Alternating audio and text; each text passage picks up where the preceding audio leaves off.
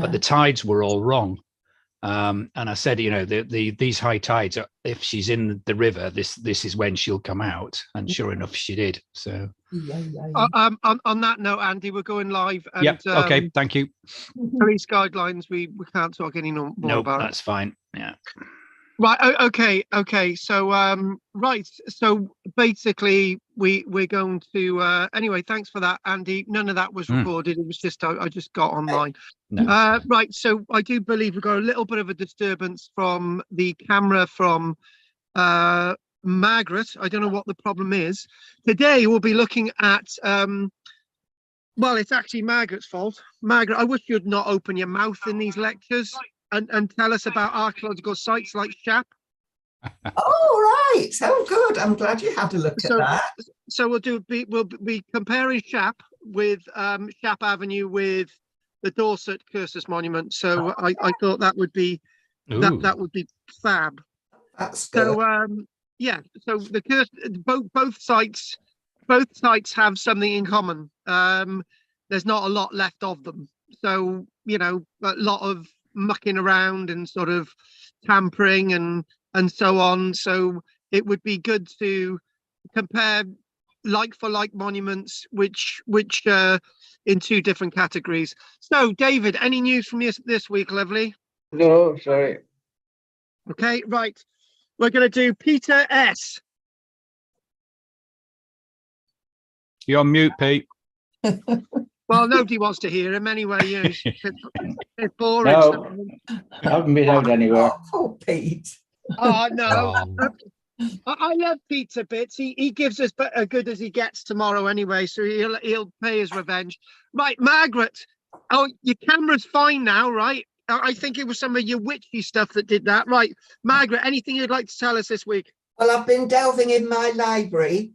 You haven't. And I found this book called The 50 Finds from Cumbria, Objects from the Portable Antiquities Scheme. Yeah. Nice. And it was printed in 2016. Nice. I thought, I'll just look and see if they found anything in Arnside. And of the 50 objects, they found 3 things in Arnside. They found... the earliest one is dated 700 to 800 AD, an early medieval pin. Nice. The second one is a hanging bowl mount, dated 800 to 900, which is similar to ones that they found in Ireland and on buckets in Norway, so probably a Viking connection. Can you stop a minute? I'm liking a bit that you're making a comparison there. Very good. Carry on. And then the latest one they think was made in 1838, and it was golden dentures made from gold with porcelain teeth. Where did they find that? I didn't notice that one. Did you not? No, I knew about the other ones because Dave James. Do you remember Dave who used to be the bin man? Yeah. Yes. He found one of those. Yeah. Did he? With his metal detecting down in New Barnes. Yeah. Oh, nice. Oh, well, he didn't find the golden dentures. No, he would have liked that. Yes. Yeah, but it's a bit, Andy, it's a bit out of his range, isn't it? Your metal detecting in the 1800s. Yeah. Well, we'll move on from that promptly, Andy. Thank you. Yep. Right, anything, Margaret, that's a nice little scoop. Anything else? No, that's it. Okay, good. Well, not good, but you know what I mean. Right, Peter C.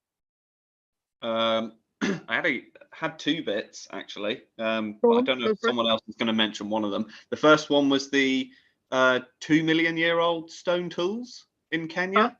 Yeah, I briefly saw that. Tell us more about it. I didn't really get it. Yeah, go on. So I think they're saying that whoever used the tools, and they are actually tools, they're not just a stone that's been found broken and cut up. They reckon there's like a tool kit, so it's designed for making different tools. I think they even said it was before the genus Homo, but I might have been. It's been a week since I read it, I think.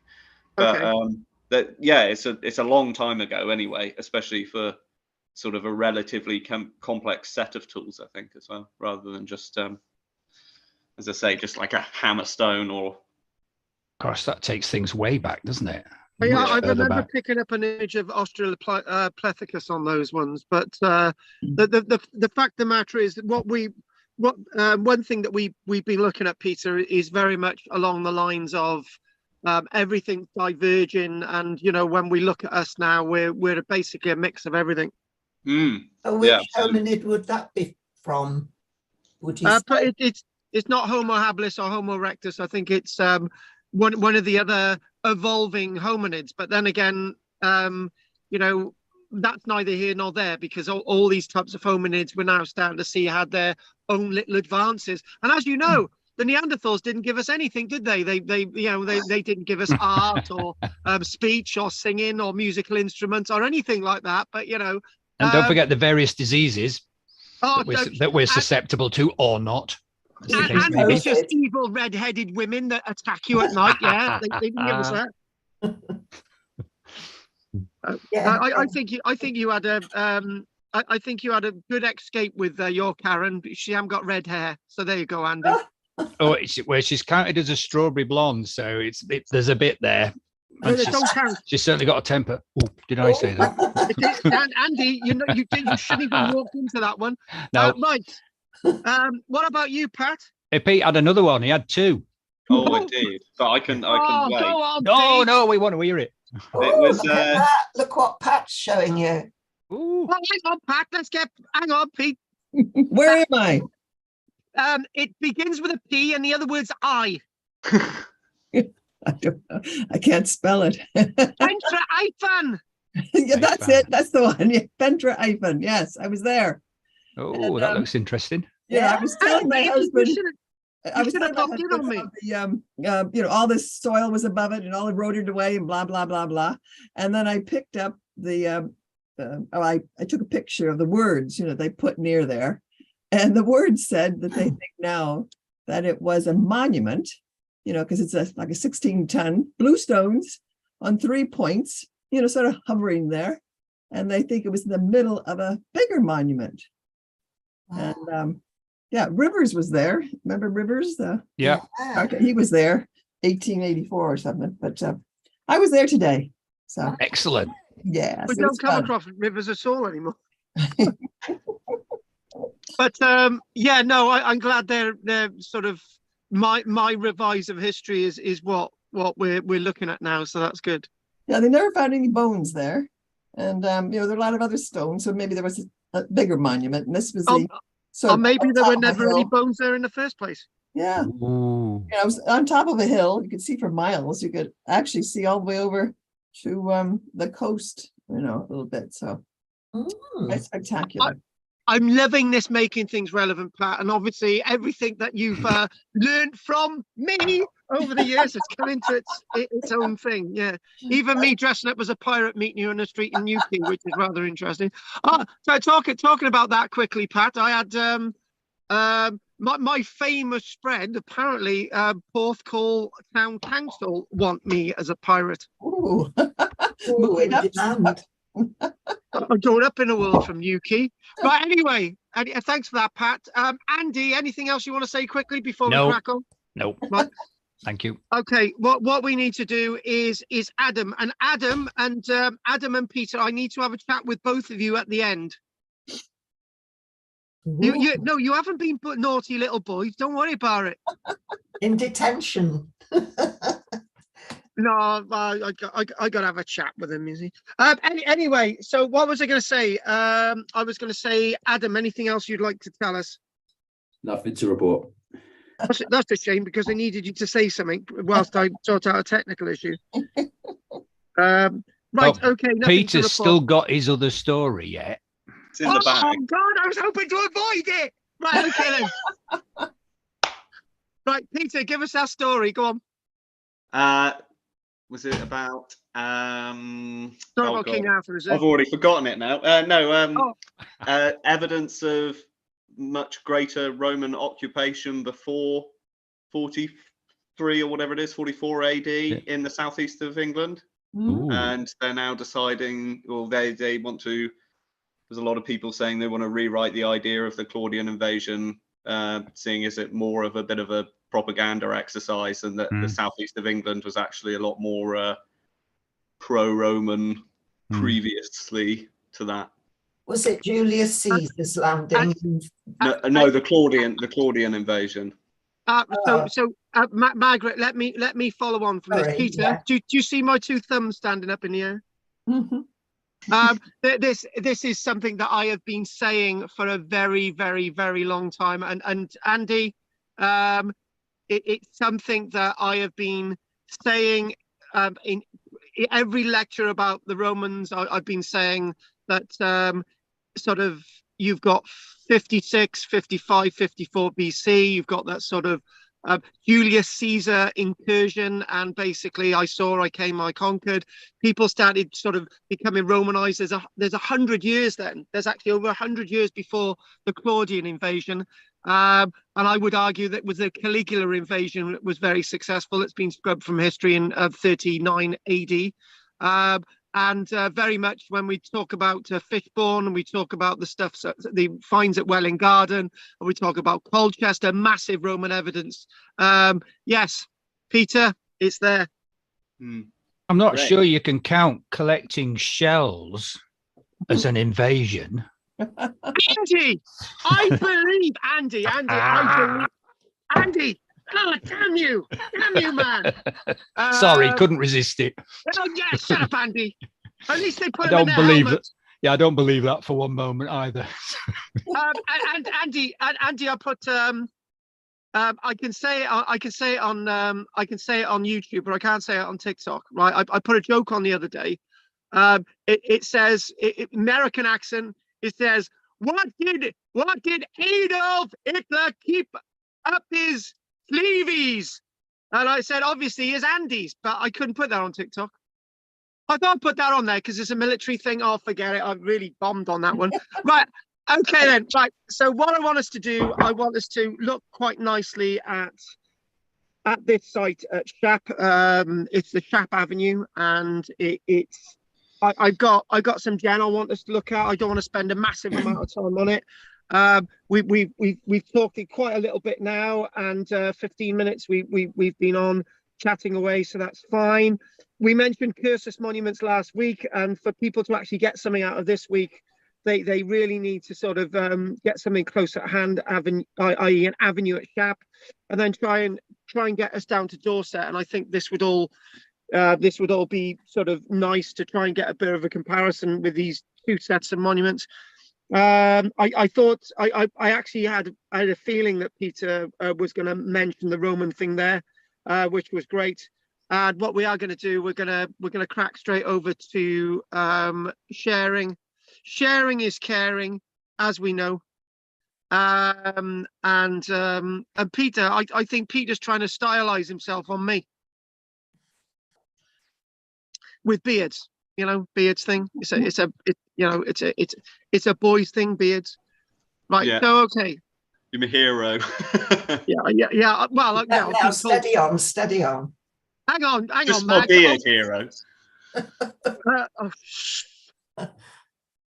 Right. Okay. So this came as a rather interesting something else that was another site I didn't know existed.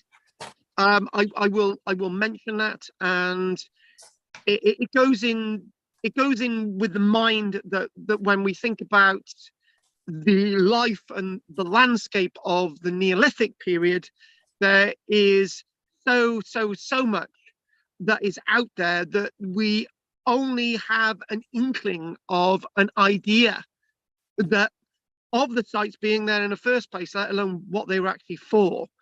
And it does marvel me sometimes that we have looked at Albalo, which I didn't know existed.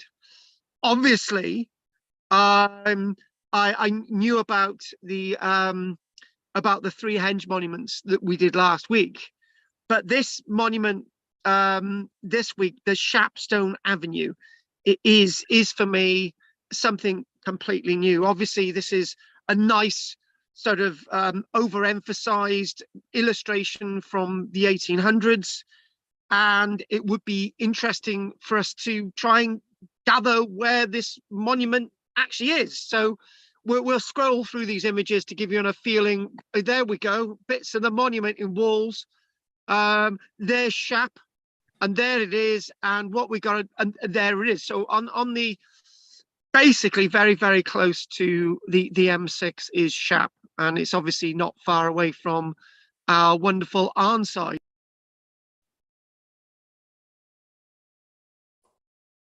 So Stonehenge Avenue itself, a purely avenue rather than what we would refer to as a Cursus monument.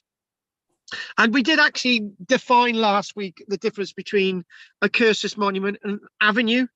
Basically, in short, Cursus monuments are earthen monuments with a bank and a ditch. Avenues can be defined as alignments of stone and timber, and usually a ditch. Very different from a Cursus monument. It might be a bank associated with it, but very different types of monuments. Some say that Cursus monuments predate avenues. Others could argue that Cursus monuments and avenues existed exactly at the same time. But we do go into the Neolithic period. And as we've already said, we've got a picture of 10% of sites surviving from the Neolithic period in Britain. So 10%, probably that's a little bit of an over-exaggeration as well. There might be a lot less than that. And most Neolithic sites are protected in Britain. Not all prehistoric sites are protected. Lots of Iron Age sites are not. But all Mesolithic sites in Britain, all Paleolithic sites in Britain are protected. I would say that 90% of all Neolithic sites are protected in Britain, and then it goes downhill from there. We don't find all Roman sites protected, for example, and we certainly don't find all medieval sites protected. It's a very good point to make. So just sort of maybe I might accidentally make a mistake there. Oh God, yeah. That is a ditch at a Cursus monument. You can see our two little fellows in there. But we're not doing Cursus monuments a minute. We're doing these. We're doing this, the Shap Stone Avenue. And by all strokes of the imagination, we're not going to be looking at every single thing to do with this monument. It was naturally brought to us by the wonderful Margaret. And personally, I would like to ask Margaret, is this a familiar sight to you, Margaret? Well, you do see it as you're driving along the motorway. I think the motorway cut through some of it, and there's the railway as well, but you can see as you're driving past. Yeah. And again, it's still there, and it's described as a megalithic complex. It's a complex which is complex in that it very much takes in the genre of the modern landscape. And what we've got here, rather interesting plan. This is via modern antiquities. It's a Facebook page out there. This is one of theirs, and this is basically sort of those there. Those relate to what's on the right there. So you've got that relates to there. So you've got the railway, you've got Shap Avenue there, and it basically the A6 there.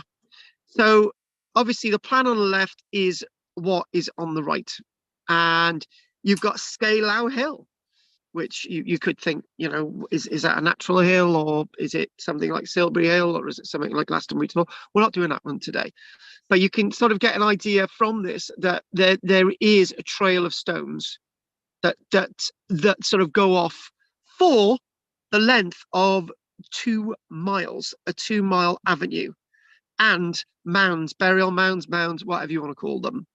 So again, what we do find is today my presentation is a little bit loose, and it would be good for you guys to actually get out there when Drina and Anne are back in the scene. Anne sent me a message today saying that she had a relative over or something. So Anne's the one with that friend, isn't it? The one who can't take technology. So it's probably that one. Oh, that's my friend. Is it you? Oh God, maybe she's become Anne's friend. So Stonehenge Avenue is one of 3 major complexes of megalithic monuments to be found in East Cumbria. And I would say overall, Cumbria itself is a landscape that is full of prehistoric sites, lots of stone circles, obviously, from the Bronze Age. And we mentioned Mayburgh Henge last week. That was another one of Margaret's. Yeah, you've got to come up with another one this week, Margaret. Oh, that Mayburgh Henge does not have a ditch. Oh, you've corrected me. Thank you very much. Ah. And obviously, very nearby is obviously Long Meg. So when you think about this sort of landscape, sort of, you know, look at that sort of pensive glance of the past. And I think this is looking north-south. Yeah, north-south. That's what turn that around north-south, because you've got the cart there, which is on the other thing, with the road is on the right-hand side. So yeah, like north-south.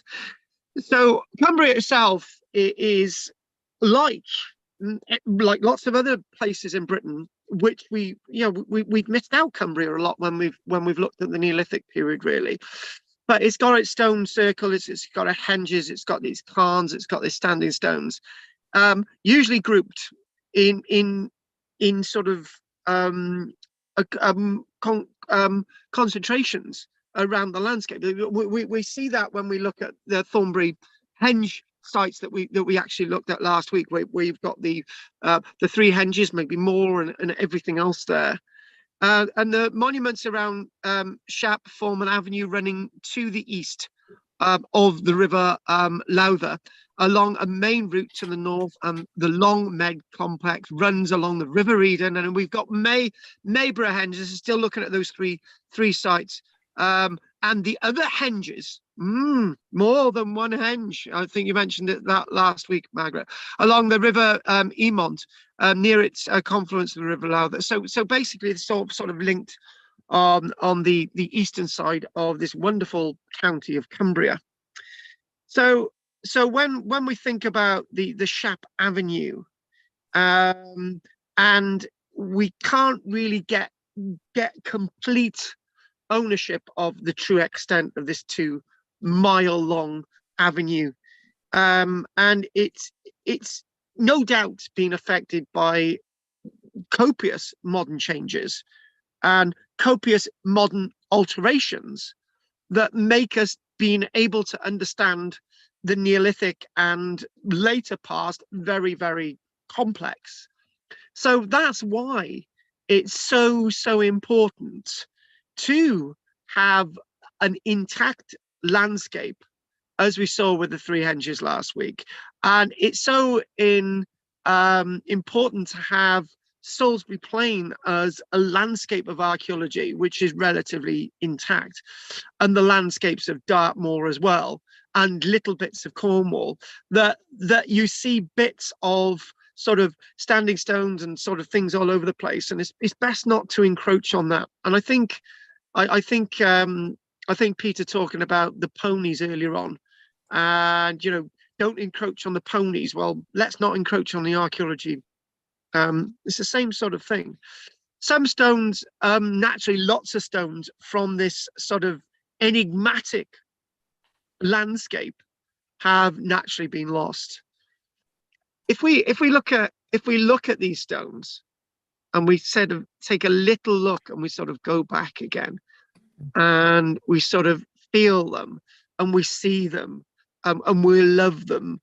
These can be classed as natural erratics. They've been there for a very long time. They've not been quarried. They've been probably moved and nudged a little bit over there. And it's said that if we read this, some natural erratics may have been added to the monument later on. So it might not be that all of the stones that you see along this length are actually part of the original Neolithic landscape. So this makes it even a greater problem trying to understand what this is all about. What we do find is with the great antiquarian in the early 1700s, William Stukely, and another chap known as Thomas Pennant, and Lady Lonsdale, she's come up once or twice before, George Hall, another writer, are not easy to sort of get to grips with whether they agree on the monument. So it's antiquarians sort of agreeing and disagreeing, and whether this is original, whether that's original, and all the rest of it. And that's a rather interesting dichotomy to be in, because it's something that came up a little while ago when we looked at the Minotaur monument. And I don't know if I'm getting this confused in my mind, but I do believe we did the Minotaur monument a few weeks ago, and that wasn't covered as part of my following the line lecture. I know I'm sure we did the Minotaur monument a few weeks ago as part of this class and not the other one. Anyway, I'm presuming that we did. And when you think about the Minotaur monument, we think about that in Cornwall being really mucked around with, being altered in an antiquarian period. So we've got to be very careful what we see as being old and maybe not so old.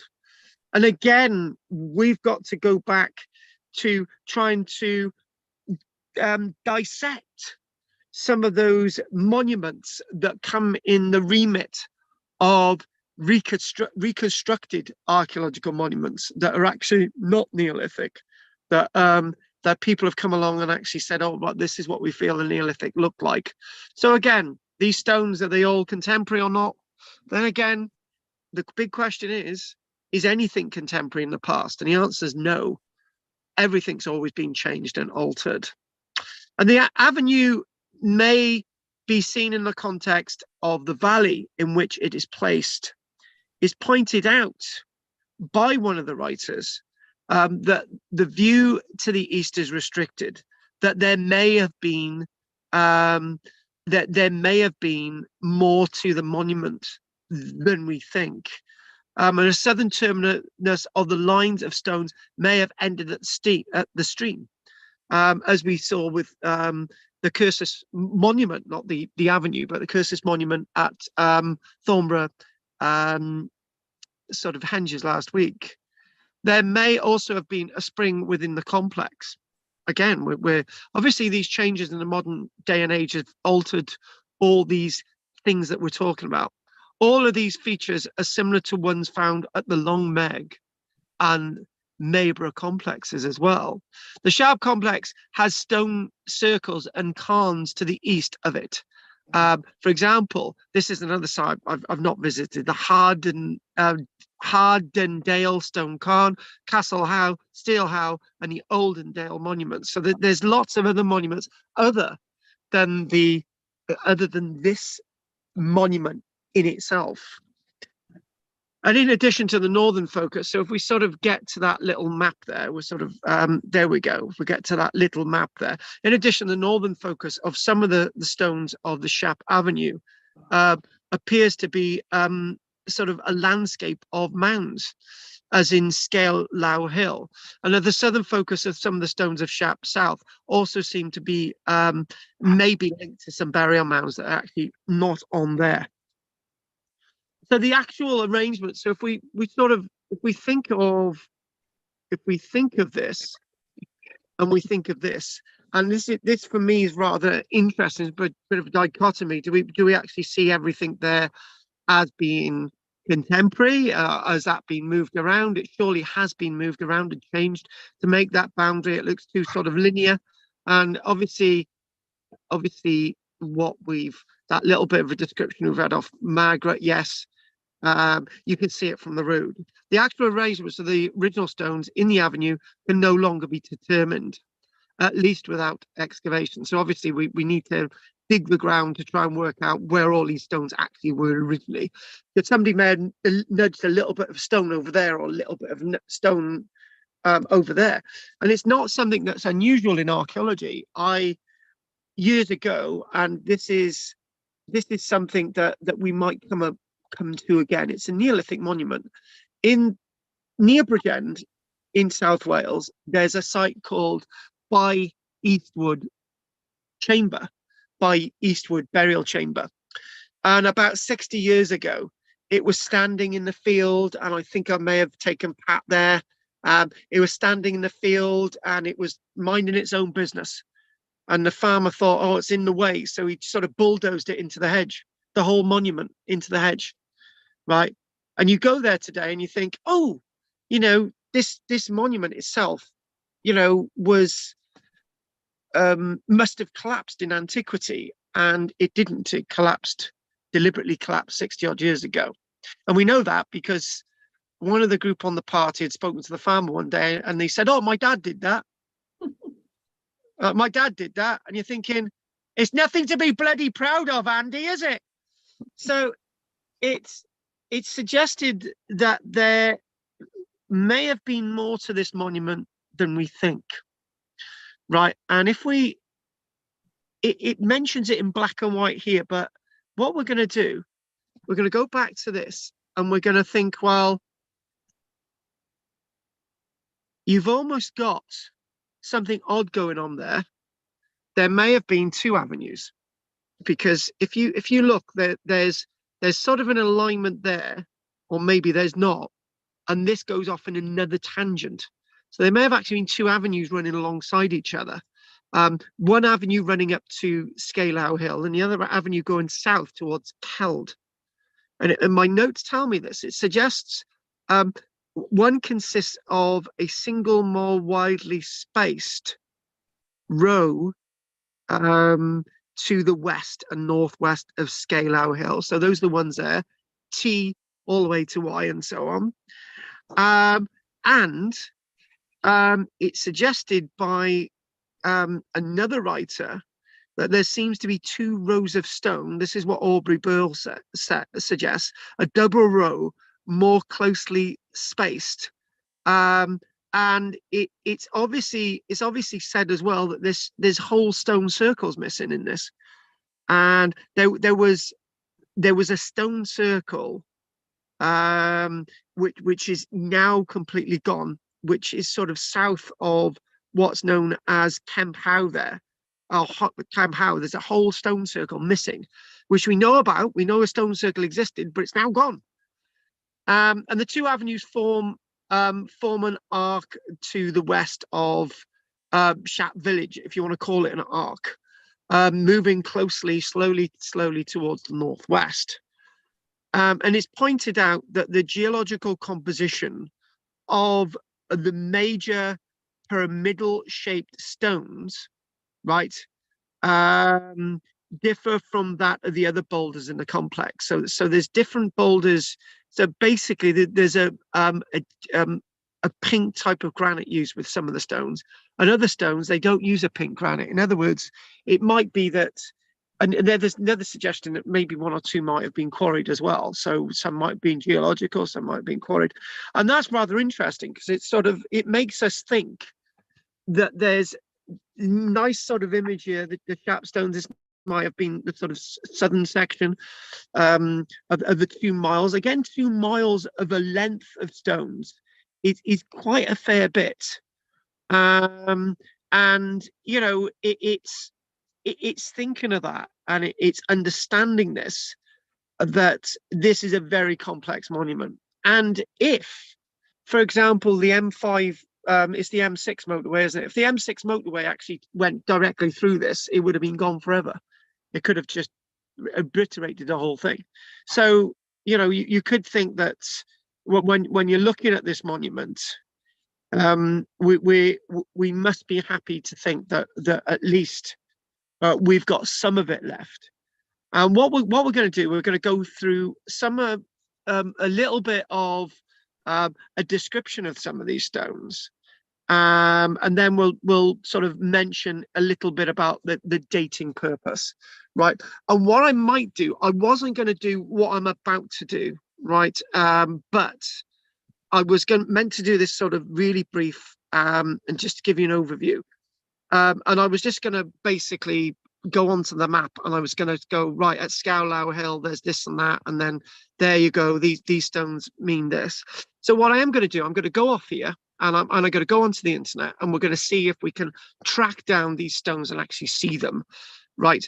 But what we are going to do, we're going to mention this little bit of a journey first. We're going to see if we can track down an image of the Thunderstone, right? Again, this is not what I was going to do. So Thunderstone is up there.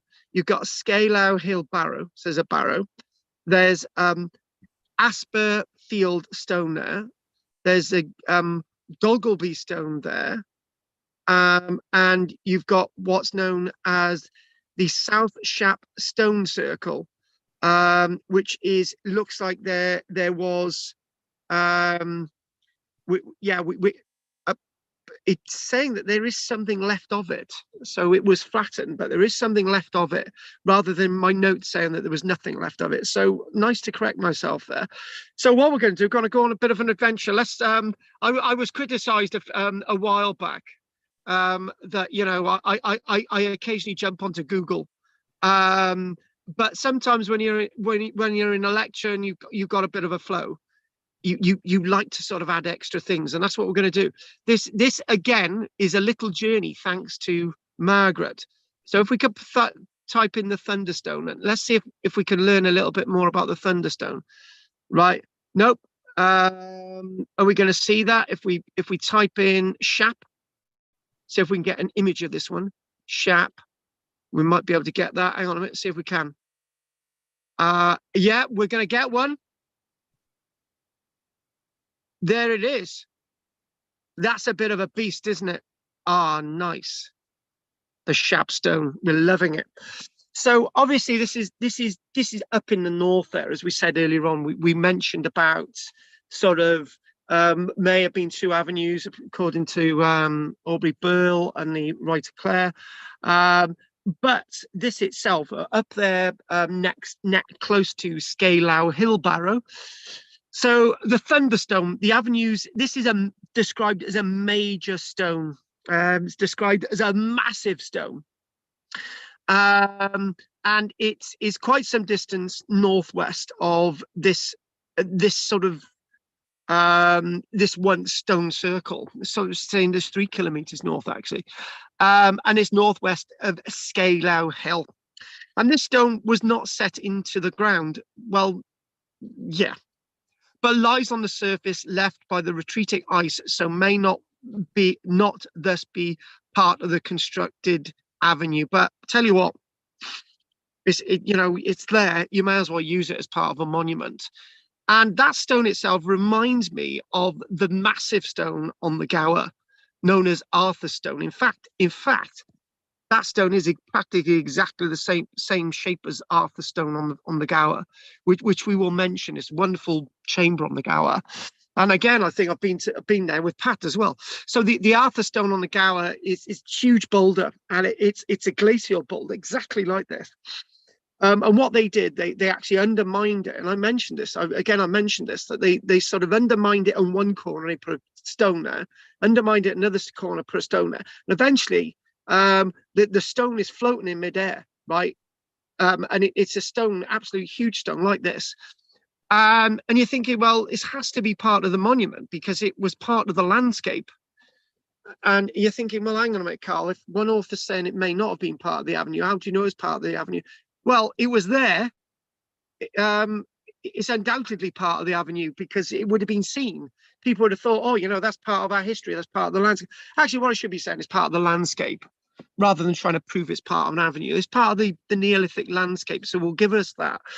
And again, we've got to be reminded of the following point I'm going to make, that when we think about these boulders being there from before human beings walked across this part of the landscape. So that boulder was left there after the last glaciation. And we can only take a guess of the weight of this boulder, but it's in excess of 10 tons at least. I would take it towards more 20 tons. But again, these are all estimates. We don't know how big that stone is really. Underneath that, you've got the original glacial layer that was left. And as things are changing, as agriculture and everything's coming on, everything's changed in the landscape, but they left it there. And then the other point as well is, even if we're looking at this massive stone, and we're thinking about this massive stone, it could have just been knocked to bits to create a house, but it was left there for a reason. Thinking it was left there for a reason. What we're going to do next, we're going to look at this one here. This is the next one, a little bit southeast of this monument. And this was the one that we actually saw on the plan. So I think we might actually be able to get this straight away. I'm enjoying this actually because it's a bit of exploration for me as well. Scalau Bowl Barrow. Now, is this the monument? Is it going to be the monument? I think it is. The Scalau Hill, it's known as a bowl barrow, right at Shap. Right now, interesting enough. So let's just see what we've got here. It's a little pimple, isn't it? A bowl barrow is basically, as it said, the shape of a bowl. It's degraded over time. This is obviously Bronze Age, and obviously the avenue passes on the west of this monument. So this is obviously later. It's known as the Hill of Skulls, Skilo Hill. Do you know what I want to do? I want to know more about this monument because we're sharing and caring today. I want to know about more. Actually, I wanted to know more about the Thunderstone, but we haven't got all night to do this. I want to know more about this. This is all, you can blame Margaret now for sending me off on a tangent every week, right? He set the sort of guy now. I want to know a little bit more about, so there it is. There's not much of it now. The bowl barrow, shape of a bowl, right? So what does English Heritage say about this monument? Let's sort of go, here we go, English Heritage. And it says, here we go. Nice, accept the cookies there. Scalau Hill. And what have we got? Oh, hang on a minute. Have we got any description? Oh, actually, there's no description from English Heritage at all. Oh, Christ. Official entry. Let's just see what we've got. That was an overview. Right. Okay. Here we go. Oh, nice. We've got a nice bit of detail there. This is what we're going to do. Here we go. Bowl barrows, the most numerous form of round barrows. Here we go. Bronze Age, 3,500 years ago. Constructed as earthen rubble mounds. Above burials, set burial. There we go, 10,000 surviving bowl barrows recorded nationally, massive amount there. I would probably say that before the Second World War, I'm gonna take a punt. Like before the Second World War, the figure's more like 50 to 100,000 once existed because the whole landscapes were flattened. I can give you dozens of examples where these type of monuments have gone. Despite past ploughing and limited antiquarian investigation, Scalau Hill Bowl Barrow survives well. This investigation located human bones and shirt, and further evidence of internment and grave goods will exist within the mound and upon the old land surface. So in other words, this bowl barrow itself was used for a long period of time for burials, not just in the Bronze Age, but naturally after as well, probably going all the way into the Iron Age. This is naturally Bronze Age, but it's part of a Neolithic landscape, and naturally the Neolithic landscape is part of the Bronze Age landscape, and so on. So there we go. It's located on the top of a ridge, interesting, and includes a circular mound of earth and stone, 17 meters in diameter and up to 1.5 meters high. Limited antiquarian investigation. The mound located human bones. 2 pieces of chert were also found. Interesting enough, it sounds like there were lots of human remains found associated with that mound. That's interesting. That's interesting on 2 levels. In the Bronze Age, we usually find 1 or 2 burials in these monuments. There seems to be lots of burials associated with this monument greatly. Ooh, let's move on again. So we got the other monument, which is south of this, the Aspers Fieldstone. Right, I don't have a lot of information about this one in front of me. So if we do the Aspers Fieldstone, right, interesting enough, I'm not sure we're going to get this. So I think if we're going to type in this, we need to put Shap after it. Let's put the word Shap. Just in case. Okay, let's just see. Oh, yes, there we go. We come up with it straight away. And it's interesting. that it's the way it is. Hang on a minute. Hang on, agreed. We got it. Very interesting. Very interesting little stone there. Rock art in Shap. What's all this about? Cup and ring marks on the stone. Now we haven't mentioned about the cup and ring marks at all. First time we come across it. So we will be looking at cup and ring marks a little bit further north at Kilmartin. There's thousands of them, 5,000 of them in one area. It's mentioned about this. Is fairly rare in Cumbria, lots in North Yorkshire, Northumberland, and north of this. So megalithic art, right? We'll just mention this as well. Examples are only recorded at 18 sites in our county of Cumbria, and in total, there are some 20 individual stones with such megalithic art decoration. So there's 18 different sites, so at 2 of those sites, there's more than one stone. Unless these markings are very prominent, it is always difficult to tell whether they are products of natural weathering or the work of man. Now, maybe I shouldn't be saying this, but the field that I dig, you know, to plant potatoes and so on, we've actually been coming across lots of bits of carved stone, and I've got 2 on my desk in front of me, and I might actually show you one if one of you remembers to look at these little bits of carved stone.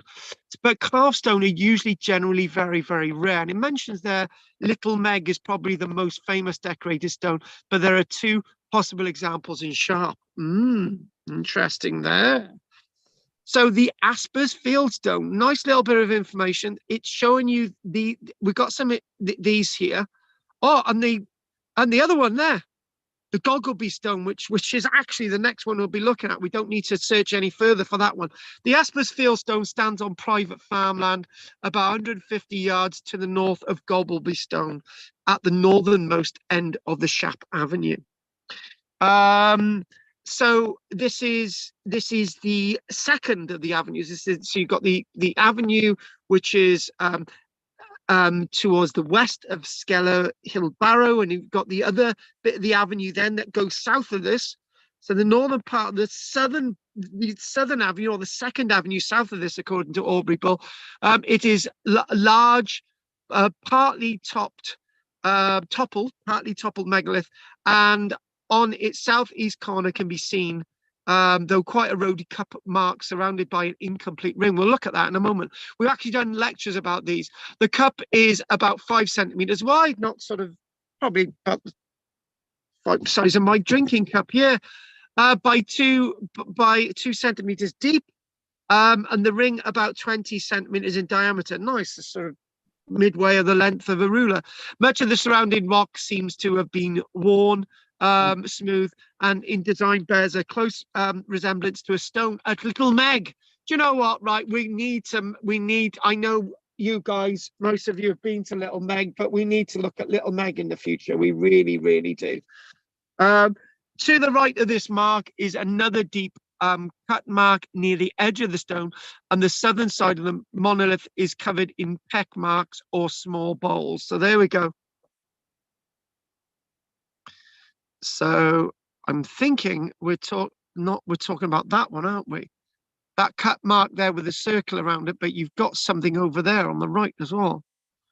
That would be a really nice stone. Margaret, I want you to take a ladder up there next week, and I want you to take photographs of them, right? And if a farmer comes after you saying that you're trespassing, just tell him you got permission to be there from Andy, right? So I'm loving this that we're actually seeing this. So we've got carvings in stones, which is again taking us a little bit further again into the Neolithic period. So the other stone I was going to mention, and it's mentioned in this, is 9 feet high by 5 feet wide. So there we go. We got so in my notes it's saying top cup and ring or something. Right, in these other notes, it actually is describing that we've got the 2 of them there. The other one is definitely something as well. So that's really, really good. We're liking that one. Right, so what we need is the Gogleby Stone. The Gogleby Stone. I mean, they don't have to make things easier in Cumbria. So So what we need is that's the Aspers Fieldstone. We need the Goblin Stone. Have we got we haven't got any images of Goblin Stone. So what we're going to do, we're going to see, we just got that there. That they're saying that that's rock art, right? I'm considering that looks like natural weathering, or it could be later. A disc cut into the stone. It has been, and here we go. Talking about the cup and ring marks, is talking about these. Many sites in Britain and Ireland has extravagant symbols of circles and spirals, lines and rings, undeniable. But it is interesting to note that none depict human beings, animals, or anything to do with the everyday life of prehistoric people. Their meaning will probably always be a mystery. But I tell you what, right? I tell you what. I presented. We did this, didn't we? We did cup and ring marks quite some time ago. I think about a year ago. And one of my young explorers, I thought, right, I don't have anything to do for my young explorers, my 12, 13-year-olds. There's two of them back then. I don't have anything to plan. So I took the lecture that we did, and I showed them loads of images about cut and ring marks. And one of them said, well, what if you think about an old record? And this is a 12-year-old. And he says, you put a little bit of a sort of stylus in a little bit of a piece of wood, and you move it around and you create resonance. And I'm thinking, wow, this is a 12-year-old that actually knows what a record is. Anyway, but that's another lecture altogether. So what I want to do now, I want to see if we can get a complete set. Again, everything that goes wrong today is Margaret's fault. Margaret, you've done very well today for us. This is a great one to be exploring. The Goblin Stone. Let's just look at this one. This is the other one. And I think we're going to get an image. There it is. We needed to see that one. Now there it is. All by myself. But that was actually part of an avenue once. And you think about it, all these boundaries. And you think about, how did they create these boundaries? They must have broken the stones up to create these boundaries. And it's interesting that we've got these stones surviving. Why have they left one or two stones in the field? Well, it makes perfect sense. Scratching posts for sheep and cattle. My sheep were actually my sheep, because I got 6 sheep, as you know. One of my little sheep, I could see her today, and she had a little hooves, and she was rubbing them on the wire, and I had another sheep rubbing her back up against one of our rusty gates.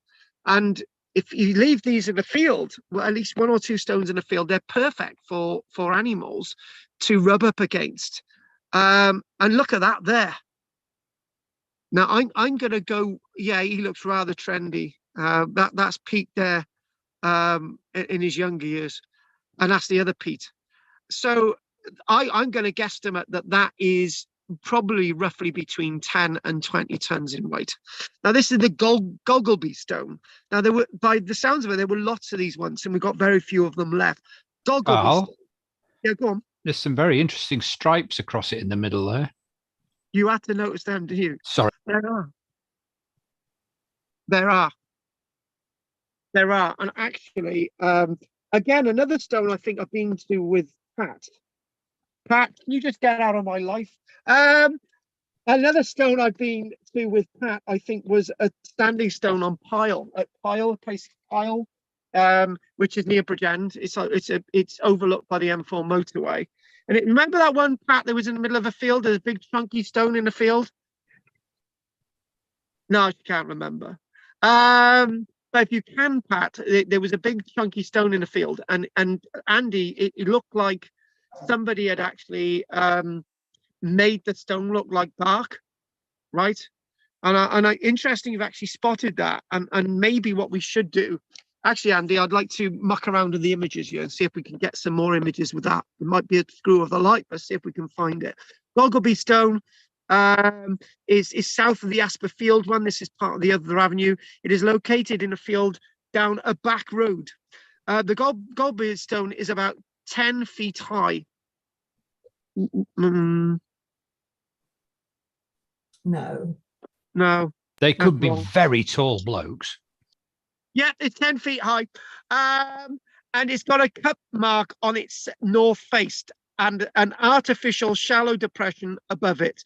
The Goblin Stone had fallen, but was re-erected by the county archaeologist Tom Clare after excavating it. Now, I'm not going to comment on that. I'm not. Yeah, they got my own views of that. But let's see if we can let it. Andy, it's been looked bigger there. Maybe the stone's grown. That boy's 10 foot tall. Right. So what we've got, Andy, if we get another image there. So we got that side there. The cup and ring marks are on the north side on Long Meg as well. Yeah. Quite visible, aren't they? Yeah. I can't remember on Little Meg what side they're on, but they might be all on the north sides. Yeah. I'm trying to go through the images here, and I'm just thinking. Yeah, I think we've got the size completely wrong. Yeah, I do too. Unless there's a couple of feet under the ground. That's true. A cup. So if we cup and ring marks, if we can get this, as I say, everybody watching today, we weren't meant to do this. I've gone into a lot more detail in this, but it's nice. We're enjoying the exploration. I can't find an image of this. That's what it would look like. That look like the one on the right. That's these stones here. There's the cup and ring marks there, which we'll do another lecture on anyway. Can't find. Hang on a minute. No, that's not it. No, can't find it. No. It's interesting as well. Are you noticing that one there? The drum trodden rocks. So that looks like a bit of an avenue as well.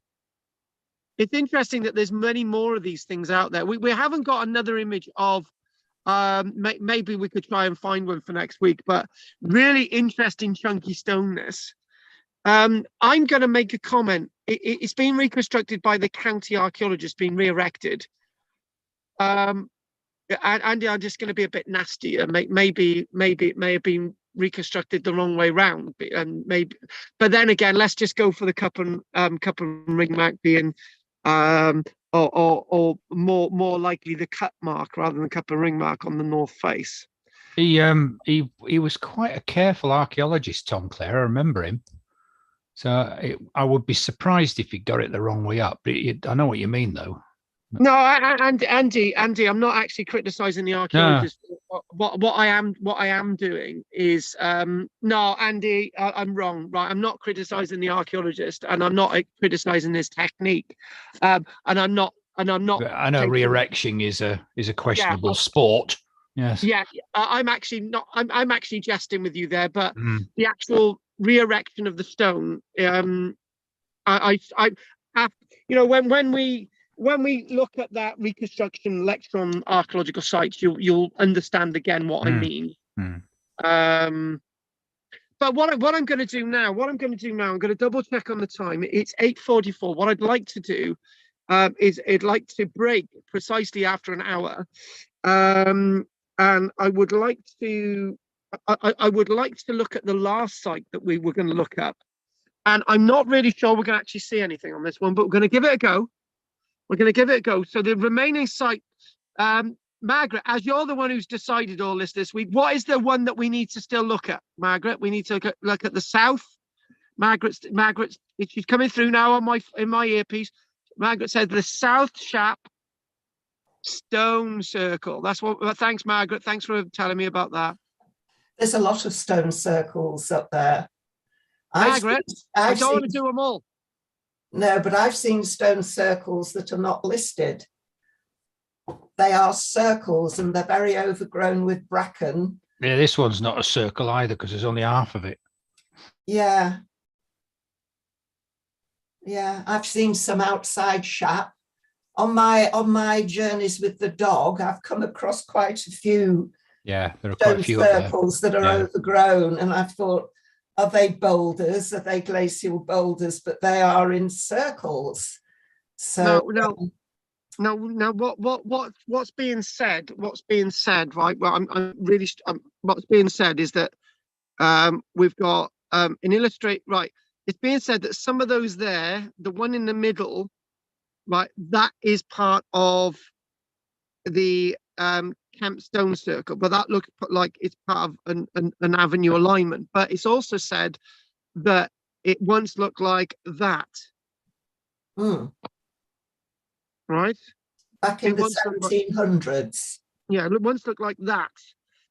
So what we need, the remains of the stone circle lie on the A6 road opposite the former petrol station. So this is where they put the road through it. Yeah. Right? Yeah. So the stone circle is badly damaged. The Victorian railway builders having driven their railway line right through the circle itself. I got to laugh. Yeah. I don't want to. Right through the middle. It's the railway goes through, half of it's missing. It's literally butts right up to the railway. The road's next to it. There's a good one at Orton, the village of Orton, which is just there. Well, which is on private farmland. Actually, Margaret, to give us an example of a good stone circle, that's the one we wanted. So what did you say it was? I can't remember what it's called, but it's in the village of Orton, Orton. Orton. But I can't remember what the circle's called. Is that in Cumbria or? Yes, it's just near Shap. Oh, that is right. Okay, we'll have a quick look at the Orton one to give us an idea what this could have looked like. And obviously this is right. So I'm really not sure what we're looking at here, because so obviously on the left, that's all gone now on the left, yeah. And this is what we got on the right. Am I reading this right? Could be. I can't remember. I can't. It depends on which way it's looking, I'm afraid. There we go. There's the train. Yeah. So that's looking south. Yes, that's looking south. That is looking south. Yeah. I agree with you on that one. Yeah, we are looking south. So it'd be the right hand side of the if that picture's the right way around. Depends which way around that picture is, isn't it? The plan. And also, they would have moved some of the stones out of the way as well, so they're going to be quite possibly, distorted. yeah. They've used a lot in the building of Shap Abbey. That would make sense. That would make sense. So what I want us to do now, I want us to go back to the original plan that we had. And they're saying that all of the stones are fallen. They once formed a circle with a diameter of about 14 meters. Okay, so maybe what I'm going to do, right? Sorry, maybe what I'm going to do is I'm going to see maybe if we could just sort of get a little bit more information on this. What we're going to go for that's nice and right. Okay, here we go. I like the way this starts. It goes. Well, here we go. This is the remains of what must have been once. I'll start again. This is the remains of what must have once been a beautiful stone circle. 5 or 6 pink granite stones with a lovely glow remain in a small section. You can actually see the arch on that one in the field right beside the railway. Unfortunately, the ambience has been shattered by the wonderful Victorians who built the railway on top of it, destroying most of it in the process. However, at the right angle, it still looks fantastic. And, well, obviously not from that angle. If we go back to that angle there, that does look really nice. We'll go on to this. That does look really nice, doesn't it? That rolling.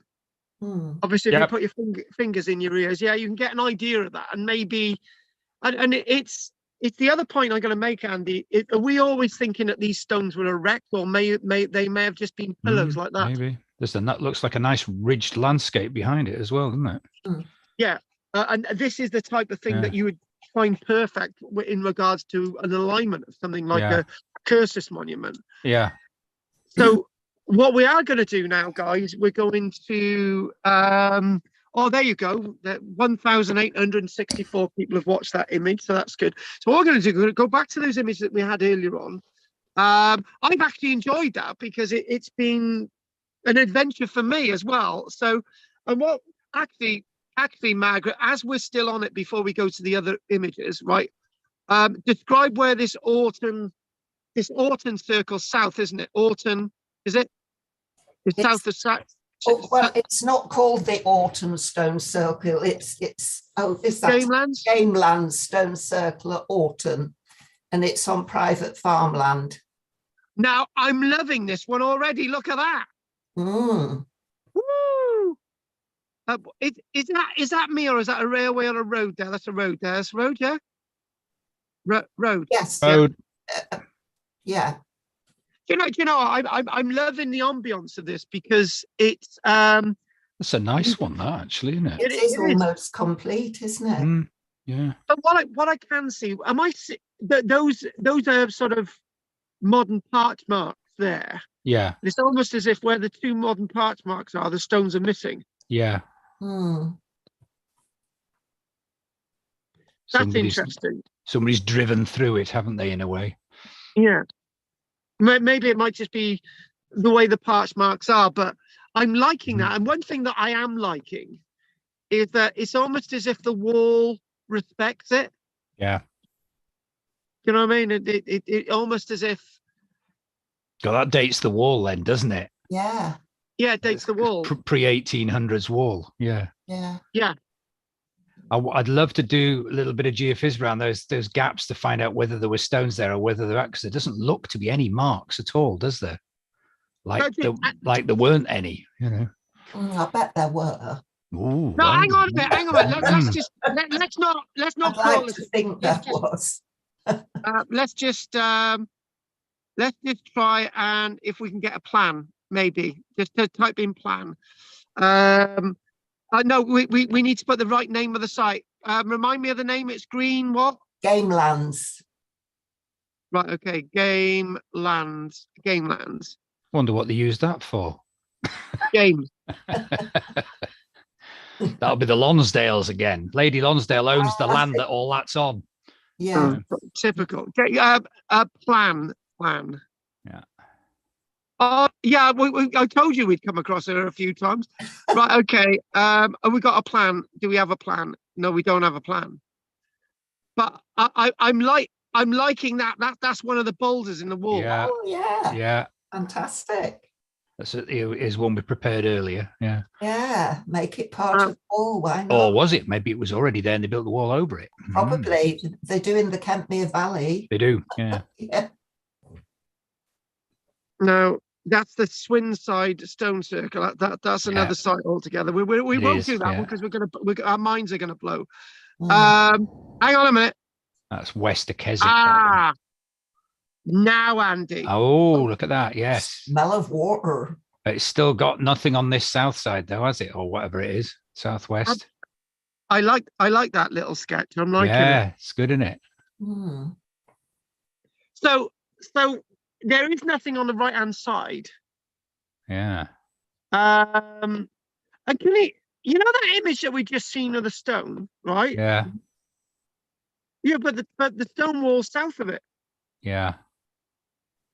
Strange that, isn't it? They're very close together as well, aren't they?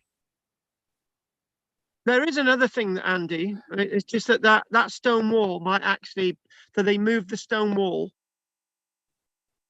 a little bit further towards the north later on, maybe. Possibly. Or is that contemporary? I don't know. I'm liking the number of stones that are actually in this, and actually, I'm just looking at a little bit more detail. You know, when it's got these here, it's 38 broken off 39. Yeah, could be. Yeah. You know, when we look at the stones at the ring of Brodgar, where we've got bits of lightning struck stone because lightning struck one of the stones at ring of Brodgar in 1947, and you've got a bit of stone there, and it's like thinking, oh, but now that's two bits of stone. But they do seem to be in pairs, though, don't they? The relationship to each other, a big one and a little one. And 29 and 30, presumably. Quite a few of them are like that. 15 and 16. This is too much of a coincidence. 26 and 25, yeah. 12 and 13. 31's got a bit carried away. It's got two. So, oh no, one's one from 32, isn't it? It's next to it. Yeah. I think they're in pairs. That makes it really weird. That's a really interesting little circle, isn't it? We might have to go and see that. Yeah. No, we got to. We got to ask permission from the farmer. No. Oh no, we're going to take Andy with us. We'll just we'll get Claire. We'll get Claire. She'll go and chat to the farmer. She probably already knows him. Yeah, but we don't want Claire getting involved with another married man. Oh yeah, no. So, well, he might not be married. The farmer is married. It's a Mrs. Now that's an aerial view. It looks at Higgledy. That's really interesting. Yeah. And this is, So very interesting. Oh, we need to visit there, guys and girls. You know what? We haven't actually. We've just gone on to this, and so that's maybe what. Can we just have a down on ground level view, and then we'll right there we go. This is what the one would have looked like that we just saw at Shap. That's what it would have looked like at Shap, wouldn't it? Because they're saying these boulders because it's similar. Yeah. Yeah. So we've got that sort of similarity. So you can say it's probably contemporary then, isn't it? So. Yeah, I would go with that. And how right? Margaret's the expert on this one. Margaret, how many miles away are we? From Orton. From Shap. From Shap. Would you say it's about 15 miles, Andy? It's a pretty long distance. It's not that 15 to 20 miles. Yeah, maybe not that far, but it's a fair distance. Yeah. A day's walk. Oh my goodness! A day's walk and no booths on the way. Well, we don't know that. There wasn't a booths on the way. Yeah.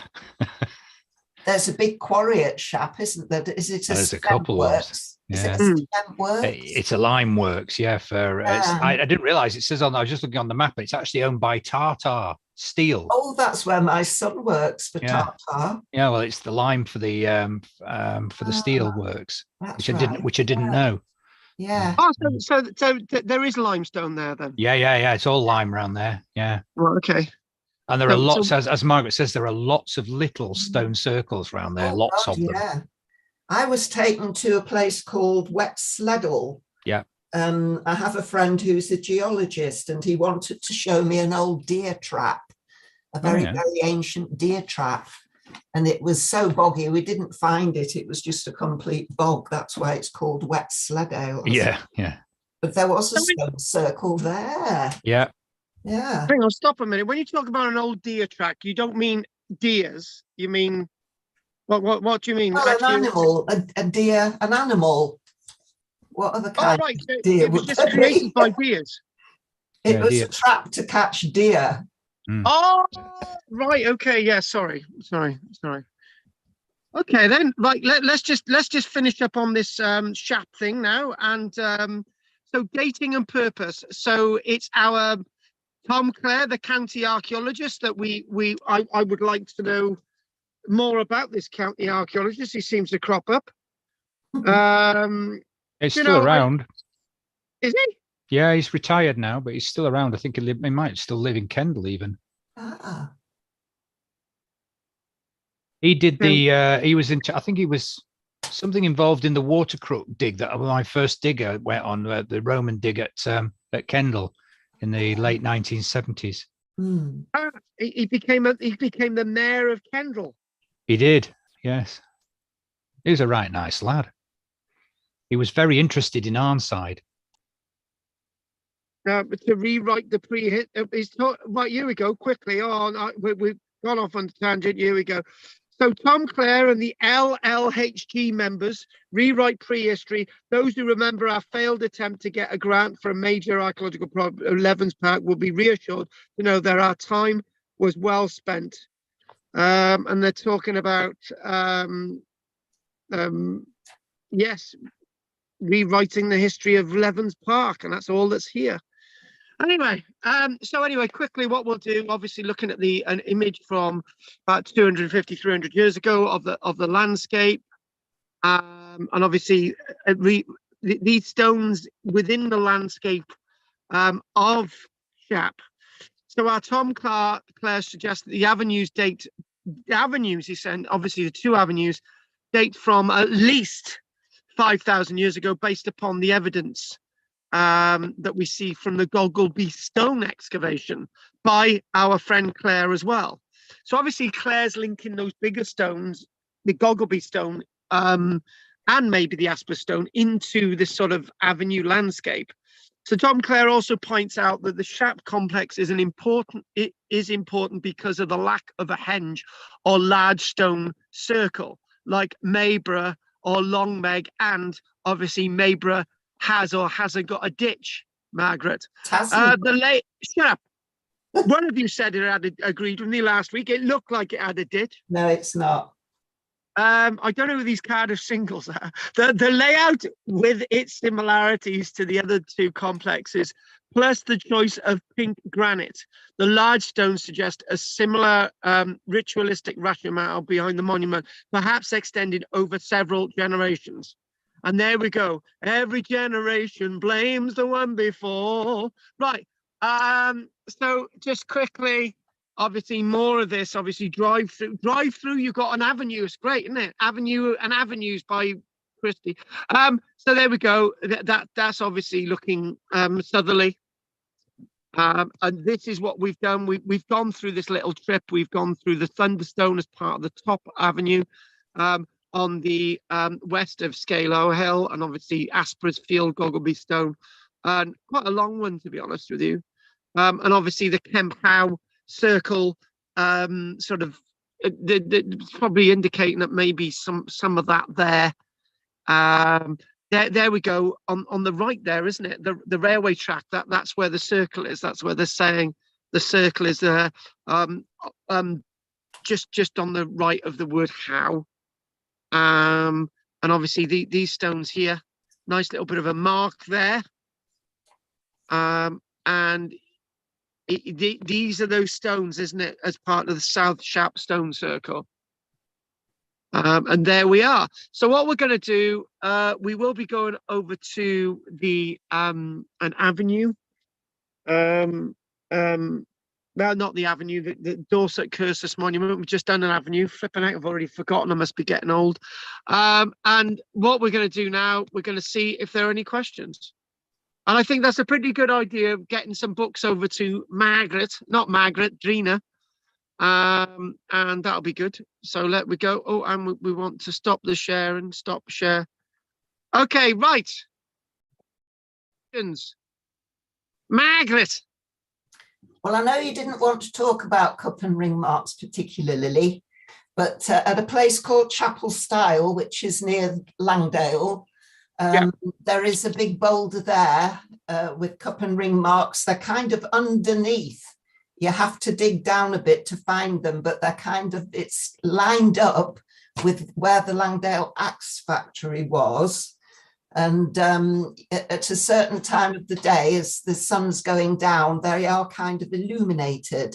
And not too long ago, the National, they belong to the National Trust, they found the tools that made the marks actually buried down a foot or so beneath the stone, and they're now in the vaults of the National Trust offices at Grasmere. Oh, nice. Love it. So everyone can see them. Oh, no. Can see them. Hang on a minute, Andy, with all due respect to the National Trust, you can see them hidden because they were hidden. So they're preserving them hidden. Yeah. Got you. Yeah. You see? Very nice of them. Yeah, so it's hiding them in a drawer when they were already hidden. What the heck? What the hell? Oh, it's my puppy. She's playing with a new toy. Oh. Makes a change from Pete's clock. Yes, it is. Right, on that note, folks, right, Andy, anything you'd like to say, lovely? No, but I need to go. I'm going to have a word with Claire. We're going to have to go and have a look at that. Well, I want to come too. Yeah, no, you'll be coming as well. Don't worry. So, and Ozzy. Andrina. Oh, Andrina. Well, don't forget about everybody else. Adam, the three Petes. You can all come as well. But I don't think it'll fit in my car. But yeah.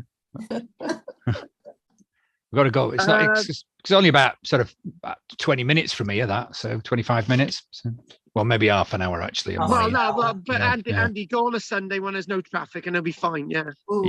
Yeah. That's a good idea. No, nobody goes to bloody Shap anyway. So it'll be quiet all day round. It reminded me of the last of the summer wine, to be honest. I know it's completely the wrong county. No, it is. You're right. It's not. Yeah, there are similarities because it's quite high up. Yeah. Is it there that they've got the outdoor heated swimming pool? What's that, T-Bay? I don't know actually. Either Shap or T-Bay. It sounds Was like that eBay? It sounds a bit much for T-Bay, that. It could be at Shap then. It's very exotic, isn't it, for them? Yeah. Shap used to make a fortune before the motorway came because it was a very, very steep pass. And lots of trucks their brakes used to fail and they'd break down.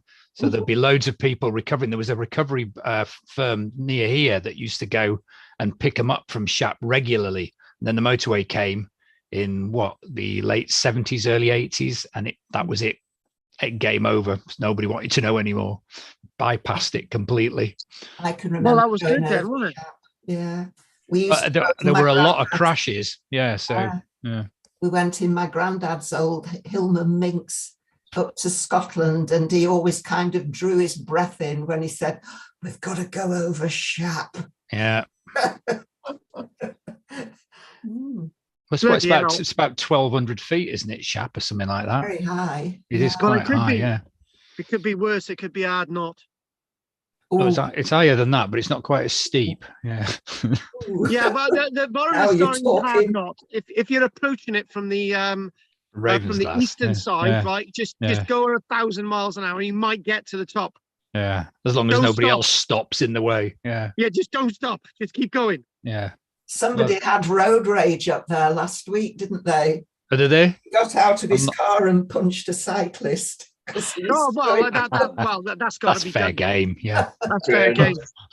No, I didn't say that. It is a difficult one because people don't understand that if you stop, you're not going to start again. No, you're not. You have to keep going. You can pull over at a corner, that's fine, but you can't stop halfway up. It's this, and they just expect you to move out of the way. You're thinking, well, no, you need to move out of the way. You're coming down. You know. Exactly. Especially when I'm on a bike. Right. Okay. Right. The guys, we're going to be all blooming night asking questions. Andy, have you done your bit? Yep. Thank you. David, do you want to say anything? No, fine. Thank you. Peter S. No, not for me. Peter. Thanks. No, good. Right. Okay. What about one of the other women, Adam? Just saying for anyone interested, Shap is on the Belinus line. If anyone's into that sort of thing. Ooh. The Lanus line. Sorry, the Belinus ley line, or the Spine of Britain, as it's otherwise known. Right. No, I didn't know that. That's interesting. Yeah. I came across that. I came across that, but I didn't actually mention it. Yeah. Right. Okay. Yeah. Lanus line. Yeah, I did actually read that then. Yes. Oh, nice. Did you get your divining rods up there and find it? Yeah. That'd be a challenge to Claire. Yeah. Pete, if you start driving now, you get there in 6 hours. I don't know what junction there is to get off the motorway though. I don't know. Pat. No, nothing. Thank you. And Peter C. He's muted himself. It's a beard, you see. He don't know what he's doing. No, Pete. Pete, go on. Come on, Pete. Be a good boy. Go on. Be a boy. Right. Do we know at Shap if there was definitely an avenue? Are we assuming that there were two stones either side matching each other? Is that just is there holes for where the stones were, or evidence that there are stones definitely been taken away? Well, in what I said, nobody's really done the archaeological excavation to actually prove that one way or the other. It could be very likely that there's so many stone circles in that area that it happens to be that bits of the stone circle have been used to realign them. The fact of the matter is, the one thing is when we get glacial boulders like this, they remain within the landscape, an integral part of the landscape, and they may have been mucked around with and changed like little chess pieces, but obviously when in relation to the Neolithic landscape, they would have been part of the Neolithic landscape, if you want to believe there's an avenue or not.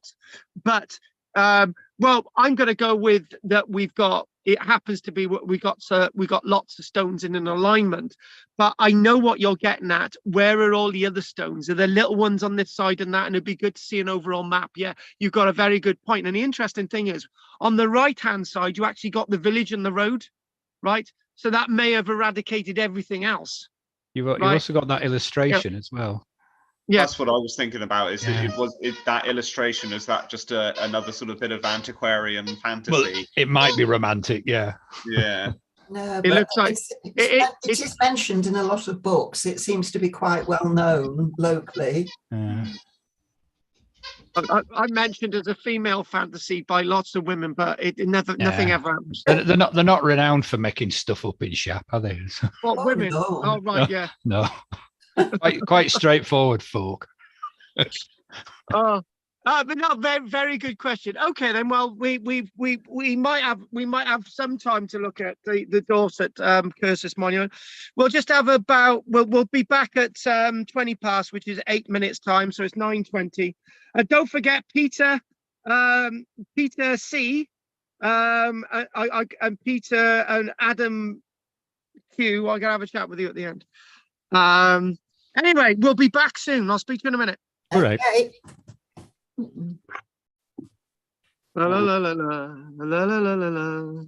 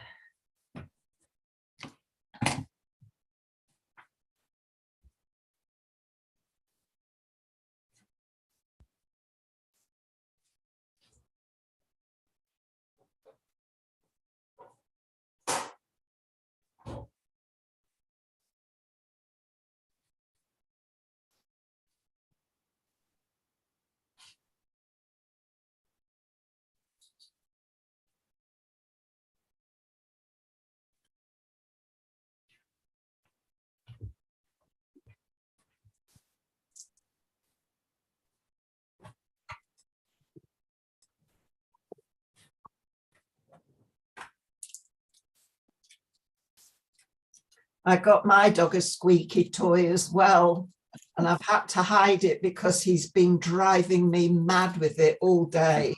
So I've hidden it away, and he's still looking, he's here looking now. I've hidden it, Ozzy. He can smell it, but he doesn't know where it is. My dog destroys every toy you give it. Everything just destroys it. So I bought the tough ones, you know. Yeah. Tear off an ear and he'll get all the, or she will get all the stuffing out. Is she a terrier? No, Cocker Spaniel. Ah.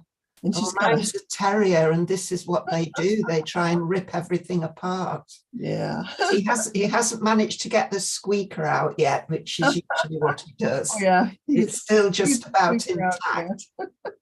Gets everything out. Everything. Mm. It was birded to a rope that's got knots in it. And yeah. Take that apart. So.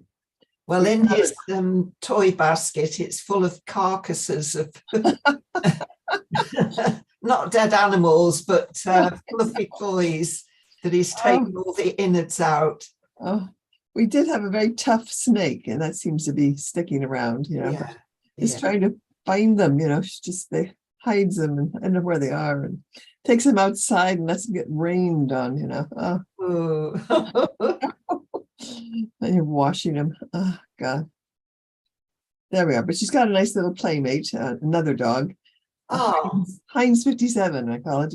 Short legs, double hair, long hair and short hair, and all curly, and cute little face. And I looked up in this huge dog book, and it said mixed variety, and there was her picture. Oh well, they usually live longer, don't they? Well, she eats a lot, so she's a little mongrels. They don't have the inherited diseases that the pedigrees do. Yeah, the other one's a pedigree, the spaniel, but she's scrawny, because she just runs everything off and jumps in the river. Yeah, the other one just plods along. Oh well, my dog doesn't like going in the water. He'll paddle, but he won't go any deeper because he fell in a canal when he was a puppy. And he couldn't swim. He was trying, but going nowhere. I had to yank him out. And he's been scared of water ever since. Yeah. Yeah. But the spaniel loves it, you know. Oh, like yeah. Cold, it'll just leap in, you know, wildly. I saw a dog in the bay here once, and it was chasing the ducks. And it was going out into the middle of the bay. Oh no! The ducks were swimming out, and then they came back into the shore, and it followed them in. And quite a crowd had gathered at this point, and it was getting exhausted because it just wouldn't leave them alone. Oh. And I think, were you called for, Andy? I think they had to call the Coast Guard to rescue this. Yeah, dog. we did. Yeah, because the dog was too exhausted, and the tide was just literally coming in. And it tried to come across a couple of times. And as soon as it got off its feet, it turned around and went back. So we had to grab it and run. We all very nearly didn't get it. But, yeah, you could see it was failing, but it just, the owner was shouting and shouting. And it just wouldn't, it just was wanting to follow the ducks wherever they went. So it's a bit of a problem with them doing that, though. Is that they think that's one of the reasons why the curlews are not in the estuary and the bay anymore, because they've all been chased off. Because when the tide comes in, the water birds, they roost. They just sit on the edge. Yeah. And you take your dog out for a walk and let off the lead, have a run round, and it chases after the birds, of course. But so they don't get rest, so they don't stay, so they get fed up and move on. You know. Yeah. So. Well, my dog doesn't chase birds. He's too busy sniffing around looking for food. Yeah, well, sensible. Yeah. Yeah. Well, he barks at everything, doesn't he? He barks at everything. Does he? Yeah. His bark hasn't diminished with age. That's no, for sure. No. On that note, we'll have to crack on. All right. So back to it, I guess. I found out today, right? I've got all these butane gas bottles, right? And I just thought, right, I've just got a shower unit that's operated using a gas bottle and electric, and I thought, oh, that's brilliant, right? It turns out it needs propane. And you can't buy gas bottles anymore because there's a shortage. So I've had to go on Facebook Marketplace, and somebody had one, so I bought one off there. I phoned at one place and they said it's going to cost you 50-60 quid for a bottle. And that was one that actually could get hold of them. Most of them were refusing to do it. So, but I managed to get one for a tenner, so I'll just take it down, get it filled up, and that's 40 quid gas job done. Right, anyway, I don't even know why I said that. Right, what we're going to do, we're going to do the Dorset Cursus Monument, to see if we can get into that, to give you an idea of the differences with these two sets of monuments. Next week, we are going to get back to our cycle. I want us to look at the barrow diggers next week, okay? Yeah. Yeah, so when we start talking about barrow diggers, you know that's what we're doing, Margaret. Yeah. Good. Have you noticed it's all about Margaret this evening? Well, it doesn't have to be. Oh, well, Margaret, it has to be, because we love you. We all love you. No, I think you should move the focus now. Well, I haven't got Trina to pick on. Or Anne. Yeah. Oh, well, no, we only pick on Anne a little bit. I've completely lost where I am now. Right, okay, right, images. Let's get these images on. Right, Spotify. I don't want any of that. Right, okay, then good. Barrow in Furnace. We've done that. We did that. We don't want any more of that nonsense. Right, okay. So what we want to do is we want to look at our little friend here, and we're going to look at the northern end to the southern end of the Dorset Cursus Monument. Now, we haven't got a great deal of images today, simply because most of the Cursus Monument has been completely wiped out. And what I'm going to do, I'll put a little bit of a plan. We've got Salisbury there. We've got Blandford Forum. I've been to Blandford Forum and Salisbury. Not far away from Stonehenge Cursus Monument. How many cursuses there are in Britain? There's at least 20 plus. And as we described last week, you've got an empty space, bank, ditch, that's it. However, they do have a gastronomic connection with the landscape, and they seemingly control the vista, and a vista that might just go on up hills and mountains and dales and all the rest of it. So to sort of give you an idea, if we're looking at how this Cursus monument may play out, and we're looking at one section here, part way along, and what we are looking at is possibly the Cursus has been built in stages, and the Cursus monument is part of a huge, intriguing landscape. You look at that and it's a very complicated map, actually, with barrows everywhere, with woodland, dikes, modern roads, mortuary enclosures, ups and downs of the landscapes, and this itself is the epitome of the Cursus monuments. And there you go. It sort of goes up. It sort of goes down and up and down and down and up again and then down, and it's sort of elevated profile of this sort of landscape. I know this is a bit extreme, but a 6 mile monument, actually, if you want to be pedantic, 10 kilometers, 6.2 mile monument, and as you know, it's in kilometers, so it was built by the French. The Dorset Cursus is a Neolithic monument that spans across 10 kilometers of the chalk downland of Cranbourne Chase. Cranbourne Chase will come into dispatches next week. Cranbourne Chase, when we look at the excavations, lots of barrows across Cranbourne Chase, and I do believe I think this is actually Cranbourne Chase. Anyway, it's what similar part of what Cranbourne Chase looks like. From Martin Down, there we go, from Martin Down, which is obviously, if we look here again, Salisbury, going along Dorset Cursus northern end, and it sort of floats into the distance. So if we sort of look at this again, and its extreme length makes it a notable example of a linear earthworks, a linear alignment. It is better interpreted as a pair of same length monument. What we're trying to get at is it's a monument with two bits. There's the northern bit, which is basically north there, which is Bottle Bush Drown Terminal. So basically north of that, which is the Pentridge Cursus, and the Gussad Cursus. So there's basically two monuments that have been put into one. So basically, as the Dorset Cursus landscape, or the Dorset Cursus monument, basically it's two monuments in one, in other words.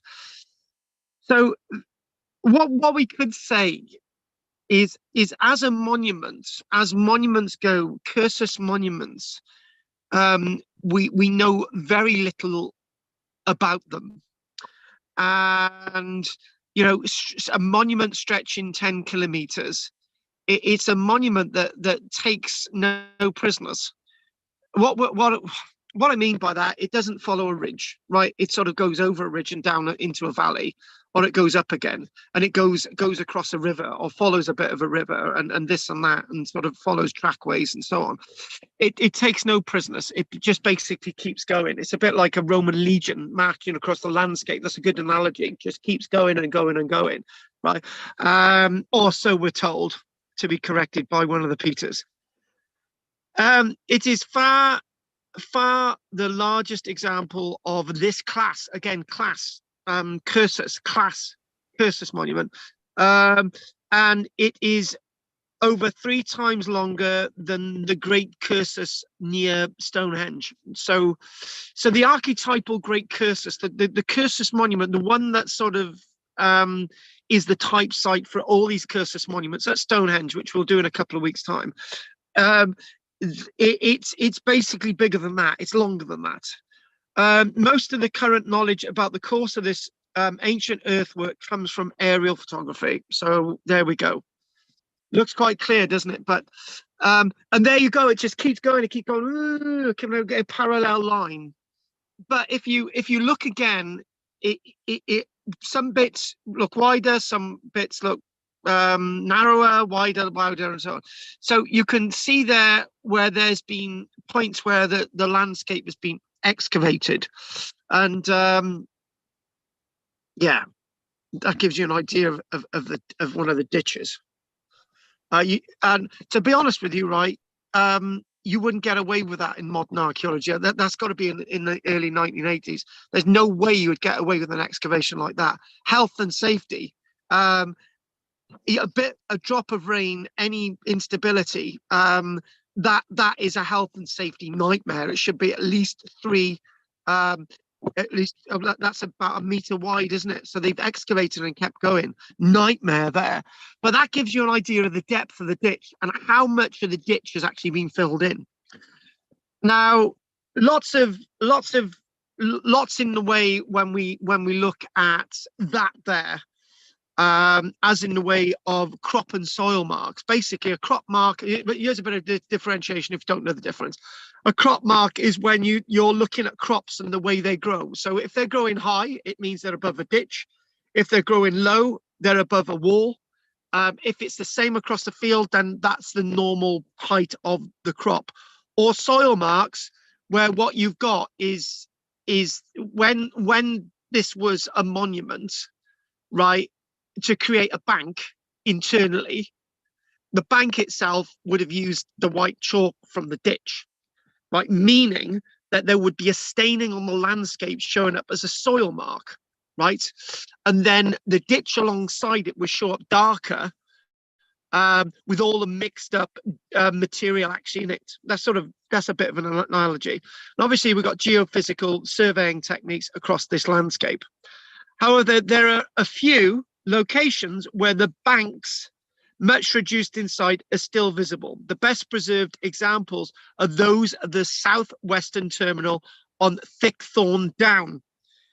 Now, when we think about this whole sort of landscape, it makes us start to think about dates. Now, what we did earlier on, we mentioned a few moments ago that there are 2 monuments, right? There are 2 Cursuses, the North, the Pantridge, and the Gussig Cursus, right? So 2 monuments in one to create the Dorset Cursus monument of 10 kilometers in length.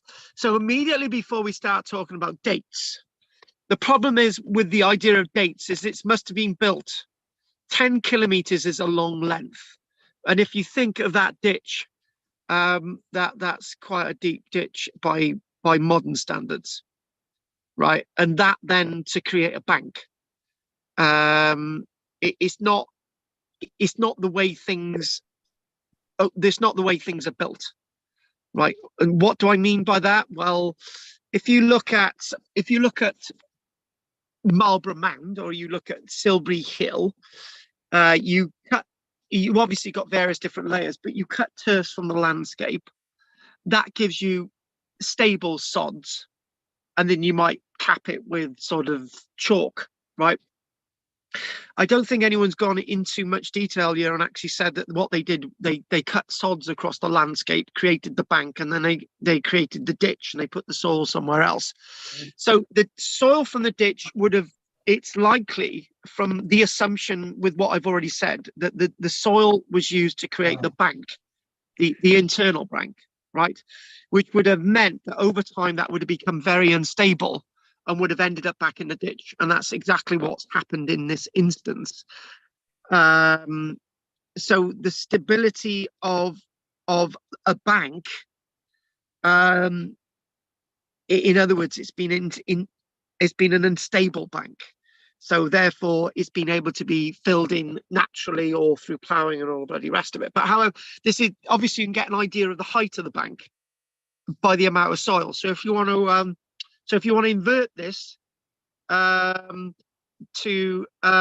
make it concave, then you've got an idea of the height. So you could possibly think that the bank itself, we've got no idea of the original height of the bank, but if you want to look at the depth of the ditch and think about the surface horizon being as it is now, right, and maybe a little bit of erosion, you could think about the bank being probably up to 3 or 4 meters in height, depending on how they built the soil up. But it's quite likely it was a stretched out bank rather than a more vertical bank, right? So maybe about 3 or 4 meters high the bank would have been. So when we describe, I probably need to define what I feel these monuments are about, and maybe I can do it with that image, but I can't do it with the sketch, and I can't do it with any reconstructions because it's just not going to work, right? So if you think about that, if you think about this end, and you've got to go into the base of that ditch, and you've got to go up again, and you've got to go up a bank, right? So the bank with the depth of the ditch, the bank itself, the height from the bottom of the ditch to the top of the bank was 6-7 meters in height, right? An unstable bank. So in other words, that makes getting beyond the bank very awkward and very difficult. It would not have been full of water, by the way. That's yeah, it is chalk and it drains away quickly. Right. Now, let's go on to a bit of a diatribe about what I feel these are for. We didn't talk about the avenue earlier on, or what I felt that was for. It was more of a sort of more of a hobbyist approach that we did earlier on.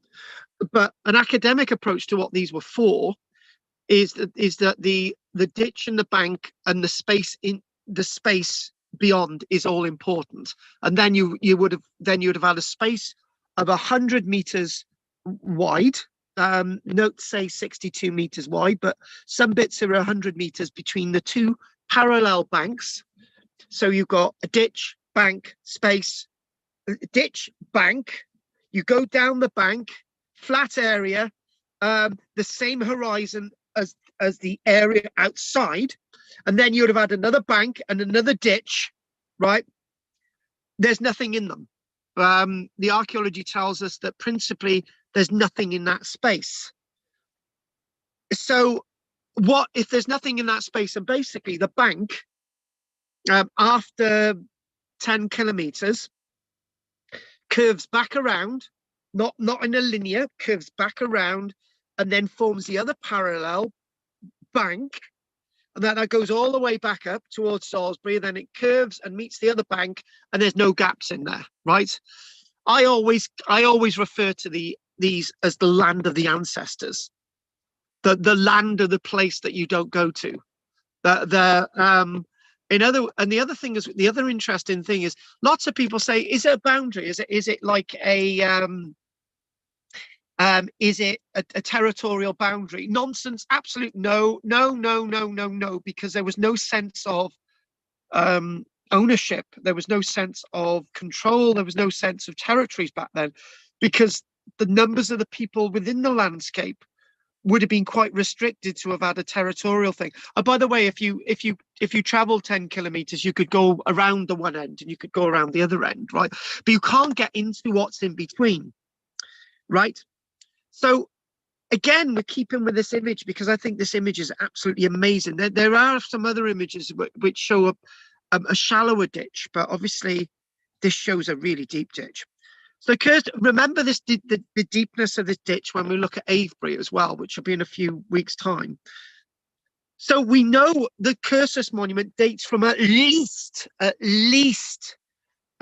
excess of 5,300 years ago, right? Which is a little bit before the avenue which we see at Shap. I would date these as beyond that. I would date these as far back as 4,000 years BC, 6,000 years ago. And interesting enough, when we look at Cranbourne Chase, some of the dating with this, if the later dating of 5,300 is actually one of the dates for what's going on here, right? Then these date to lots of the long barrows that are associated with Cranbourne Chase. Now, can we just what we're going to do? I want to give you a little lesson in dating, right? So what we're going to do, we're going to go off this image a minute, because I think this is rather important to try and put some loose ends together. So stop the share. Let's get onto this and let's do my little whiteboard, right? And we do this.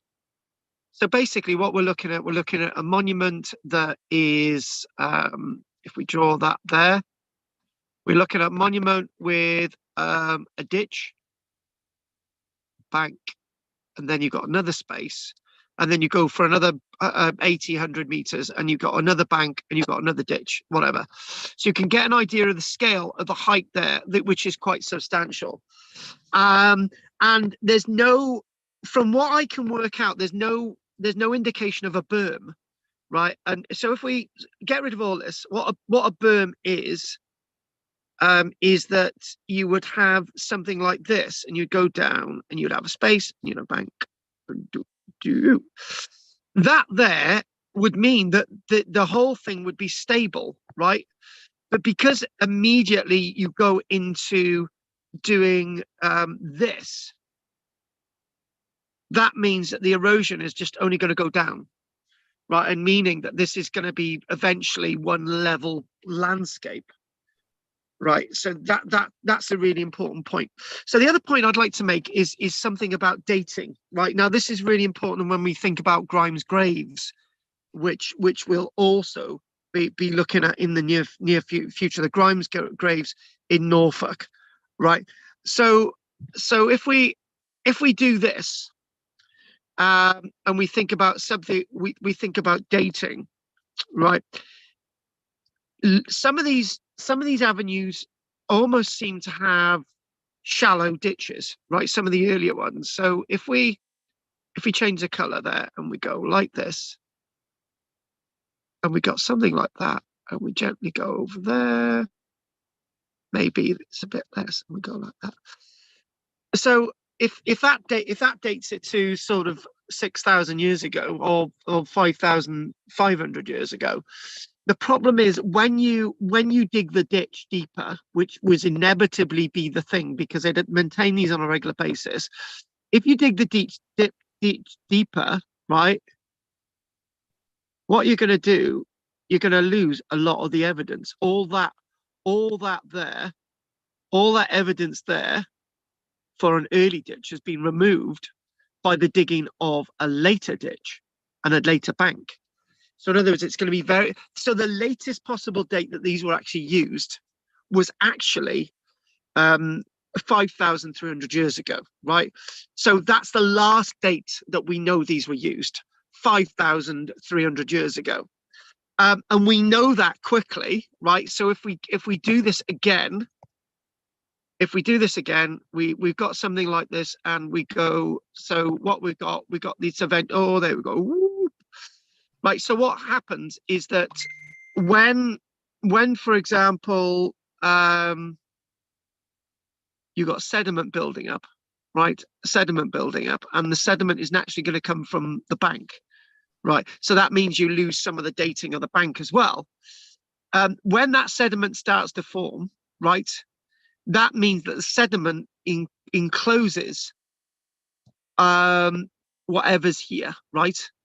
That means that the last time that these were exposed to sunlight can be recorded by thermoluminescence dating.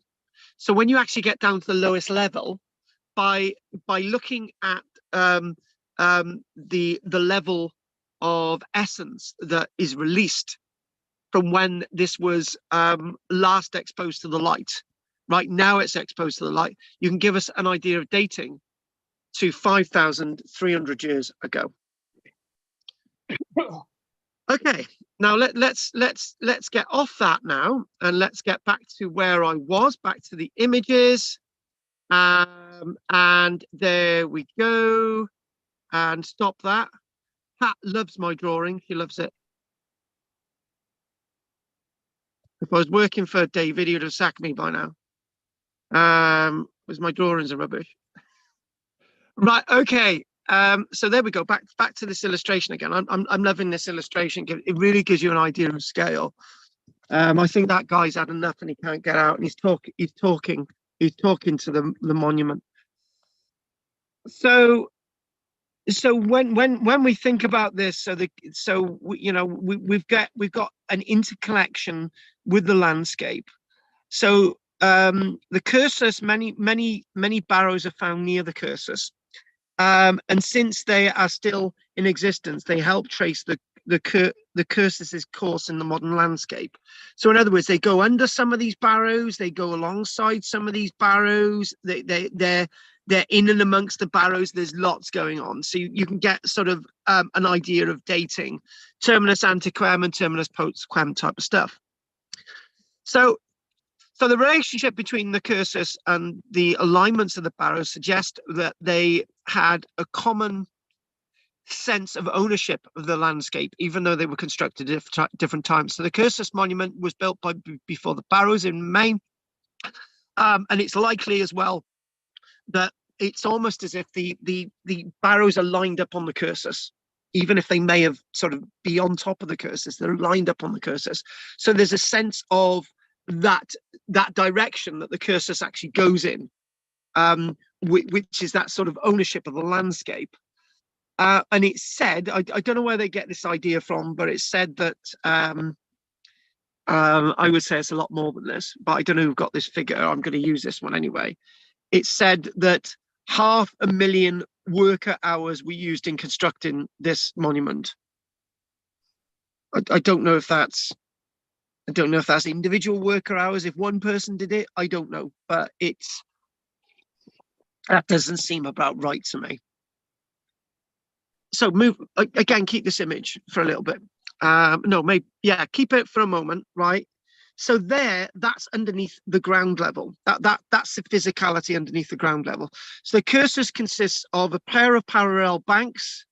It's saying that they were only 1.5 meters tall. Nonsense. I'm going for 3. Running on average about 82 meters apart. The two parallel banks. Some a lot sort of 100 meters. One bank, you get some banks being regular, some meandering, and it's sort of the remains of these banks are still visible, and although not massively visible, if you want to compare this with the Cursus monument at Salisbury Plain. I don't know if we got this on the plan. Bottle Bush Down. Have we got that on that? Have we got that on Bottle Bush Down? This is not the Bottle Bush Down section. No, it's not. Not the bottle. Oh, there it is. Bottle Bush Down. There we go. Bottle Bush Down. There it is. I'm glad we got it. So the Bottle Bush Down bit, there is a 250 meter length. There's a 250 meter length of the southeast bank that remains in a good state, a viewable state. And obviously there's lots of sort of crisscrossing, and lots of this has been removed over the centuries.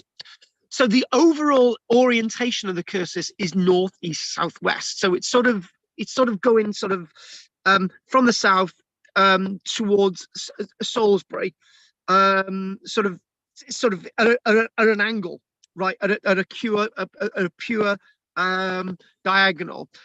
It does not follow a perfectly straight line between its terminals. It meanders. It's not, but it sort of just keeps going. Right. It takes no notice of the landscape. Consists of several straight sections. There are several straight sections, as we can actually see. So the quasi linear course of the Cursus means that it ignores topographical features of the landscape. So can I just tie that in with the work that we've actually done with Tim Ingall's work on following the line? The sort of perpetual line. The line can be a curve.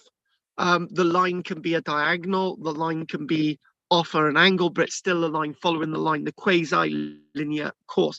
In many ways, the quasi-linear course of history, the sort of, it just keeps going, right? It's that sort of old argument, isn't it? The Roman roads are all straight. No, they're not.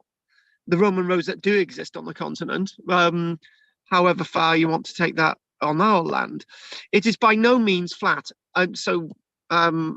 No cocoa. And there is also no overall downhill direction because it goes back up again. In fact, the vertical profile, the gusset Cursus, is quite sort of symmetrical. It has the ridge of gusset down in the middle. There we go. And with river valleys on either side, there is clearly there. And the later Pentridge, so we've got the southern bit, the Gussig one there on the south there, and then you've got the Pentridge one. You've got this junction between the Cursus, two monuments, junctions there, the two monuments. So you've got the Gussig Cursus, which meets the Pentridge Cursus, and there's no sense to it. That's even crossing a clear valley, heading towards Salisbury Plantation. So I know it's getting very late for all of you, but what I'm going to do is I'm going to take us to an illustration. I should have had more illustrations. We might come up with some more illustrations again. Okay, actually, let's just go with giving you a headache. Let's just look there again. And the one thing as well is there's very little dating archaeological evidence with it other than radiocarbon dating. There's very few artifacts. There were loads of artifacts around. We even had pottery at this stage, but there's very little in the way of artifacts around, which needs to be remembered. Interpretation: in the absence of any evidence for a more mundane purpose, it is assumed that the Cursus served a religious or ceremonial function. That's not one I go with, because ceremonial or religious means that you walked them or you did something, or there were artifacts. There is considerable speculation about the links between the ritual landscape and the course of the Cursus. The Cursus' only significant astronomical alignment is related to its southwesterly orientation. An observer of the Gusset Cursus terminal on Bottle Bush Down would see if we just go to that there. There we go. Bottle Bush Down. There it is. You can see what there is there. So if we go with this one a minute, would see the midwinter sunset behind the long barrow lying across the Cursus on the ridge of Gusset Down. But did the barrow exist back then when it was originally thought? Don't know. Or maybe that was added later. Serendipity. It has been suggested that any processions along the Cursus would take place from the Martin Down, which is basically the sort of northeastern end terminal in a southwesterly direction for maximum visual impact along the route. So basically going up and down the natural features, maybe, right? Archaeological excavation of the eastern ditch. So we'll show you that on the image again, where you've got archaeological excavations. So we've got there. Eastern ditch. That's not ringing true, but I think we're talking about over here. So archaeological excavations of the eastern ditch indicated that it was permitted to silt up rapidly, and may therefore have fallen out of use quite soon after being built, before being reappropriated by later people. Later bronze, so in other words, it's cleaned out again, so that mucks around with the dating. Later Bronze Age sites such as the Barrow cemeteries at Oakley and Wyke Down, there we go, appear to have respected the presence of the Cursus. This is in contrast to the Roman engineers who built the Acklin Dyke road across the middle of the Cursus on Wyke Down, and also cut across the barrows in the Oakley Down Cemetery. Naughty Romans! So we do believe that the Acklin Dyke may have been some kind of division between Roman administration when it was constructed, rather than purely a road, but that's for another lecture. But again, you can get an idea of this sort of rich and diverse landscape that came up after this wonderful Cursus monument. So what we're going to do, we're going to call that a day now, because it is very, very late. I do know it's very, very late. Some of you might be wanting to leave before 10. I think I might know who you guys are, so I'm going to come to you first, and then I need to speak to Adam and Peter C afterwards. So what we're going to do, we're going to call that a day now, and we're going to next week. What we're doing next week, Margaret? Was it Barrows again? Yeah, well done. You got it, nailed it. Right, okay. So what we're going to do, we're going to ask first. If David, you need to go, then fine. If not, then stay with us. But David, I'm going to ask if you've got any questions. No, fine, thank you. Okay. Thank you. Good night, thank all. you. Oh, night, David. Good night, David. Good to see you. Bye. Bye, Thanks David. for joining us, David. Thank you. Right. So I think the next person who likes going to bed early is Pat. Anything you want to say, Pat? No questions, but I'll hang around to the end. Oh, legend. Okay, hang around to the end. Right. Okay. It's actually it's actually the questions that Peter S actually waits for every week. Go on, Peter S. I've got no questions for you on this one. I must admit, I'm very interested. And I was been looking at the similarity to the stones at Karnak. Yeah. Now that is one heck of a avenue, if you like. Yeah, we didn't even I didn't even make a parallel there. Karnak, it is quite a lot of stones in an alignment, and it makes our Cursus monuments look like I don't know what, but I would say, folks, I would say that I think it was Peter, was it really an avenue? And the answer is that because lots of it's gone. All our avenues in Britain, the avenue associated with Stonehenge, there's not much left of it. The avenues associated with Avebury, the Brockhamsted's practically gone. The other one, West Kennet Avenue at Avebury is not all there, and there's talk that there was another 2 avenues leading into Avebury from the northeast and the northwest. So we don't have good preservation of monuments. So we've got no comparison. Well, so much has gone for agricultural needs, isn't it? And in France, in France, as we know, the French don't do much with their lives, and they just mope around on benches. So they never really had agriculture in France, and they didn't remove them. But there's something in what I've just said, because it's almost as if the French have a connection with their past more acutely than us, and it almost sees that they preserve a lot more of their archaeology, and I'll give them that credit where it's due.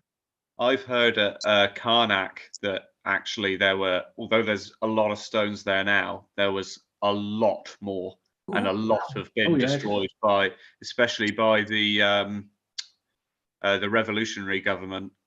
Took a lot of them to build roads, and a lot of the local villages as well. So there were something like 20% of them or something is gone, they reckon. Considering how many there are now. Well, considering how many there are now. An incredible amount of stones there. Yeah. Oh yes. Yeah. Considering. But I will stick with what I just said, Peter. It's almost as if it seems that the French have kept a lot more of their monuments than we have. Well, I just put it down to need. We needed to move them for to produce food. Yeah. There is another point to be made, actually. There is another point to be made which could be missed. Northern France is very rocky, right? So's Orkney very rocky. And it happens to be that on Orkney, lots of their monuments have survived.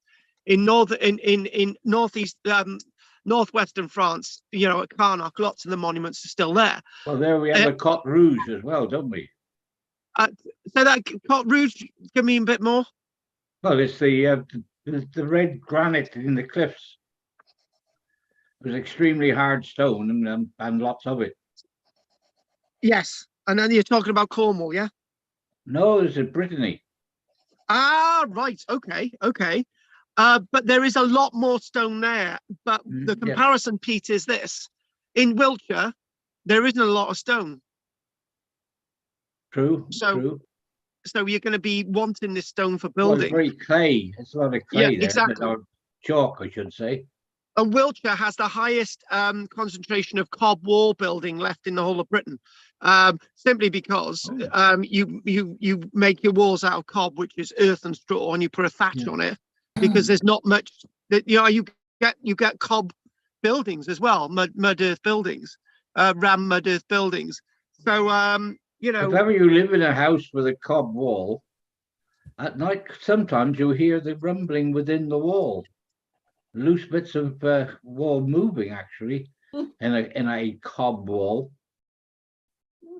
I remember hearing it as a child, wondering where it came from, and it was from the wall, within the wall. It's not the knockers, is it, Bill? Pete? Not the Tommy knockers, no. We give them their pasty. We give them our pasty, so they're all right. Thank you for the Tommy knockers. Thank you for the knockers. With nothing wrong with that. So basically, in places, we'll get off this point quickly. In lots of places where, obviously we don't have a lot of stone, if you've got monuments like this, they're going to be quarried. That's a good point. Anyway, thanks for that, Peter S. We've done Pat's whatever. Pat G. Andy, this is like the bloody Spice Girls, isn't it? Andy P. I was just thinking about with France, you've got the political situation was different as well, only because you had the revolution there, which was when our antiquarians were going out digging things up. They were chopping their heads off there, so that may have delayed the removal of stones a little bit.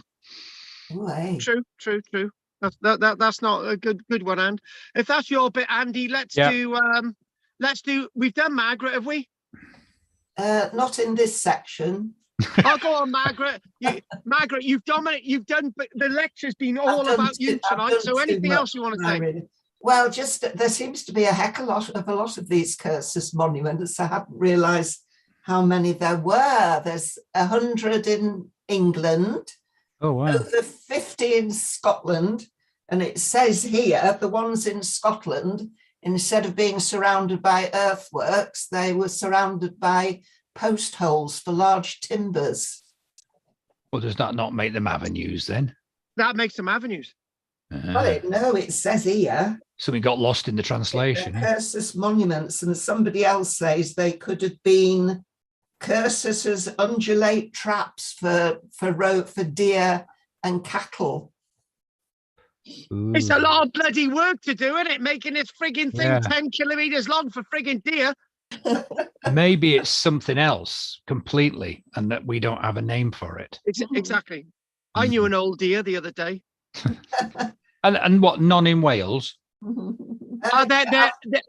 do actually have one or two in Wales, but they're very rare, Andy. Yeah. No, I did see a list. There are a few in Wales. Right. Not many. Not many. Are in England. Yeah, but mostly on floodplains. Mostly on floodplains, it says. Oh, the English nicked them from us. Well, they wouldn't have been floodplains then, because there'd be more trees taking up the water and the moisture. That's true. And that they didn't have national resources either that make a cock up all the time. So don't worry about it. Right. Okay. Thanks for that, Margaret. Who have we got left now? We got the two boys. Do you know what? I can actually call them my two goats, because I've got Gruffydd, my male goat, and I've got Llewellyn, my male goat, and I call them my boys. Right. So Adam, which one do you want to be, Gruffydd or Llewellyn? Good question. I'll be Griffith. Why not? Yeah, okay. He's the annoying one. Right, okay then, Adam. Right, go on then, Adam. Go on. Tell us something. What would you like to say? I haven't got anything other than thank you. Cheers. Okay, well, don't forget, you and I and Peter have got to have a quick chat at the end. Don't worry, you've done nothing wrong. Peter has. Right, okay, Peter. And Peter, you're not supposed to drink cider in my classes. It looked like gin to me. Drink the bloody gin. I don't flip an egg. Right, go on, Peter. You get the last laugh. Just that I think they're absolutely perplexing monuments. Yes. Yeah. Yes. Totally.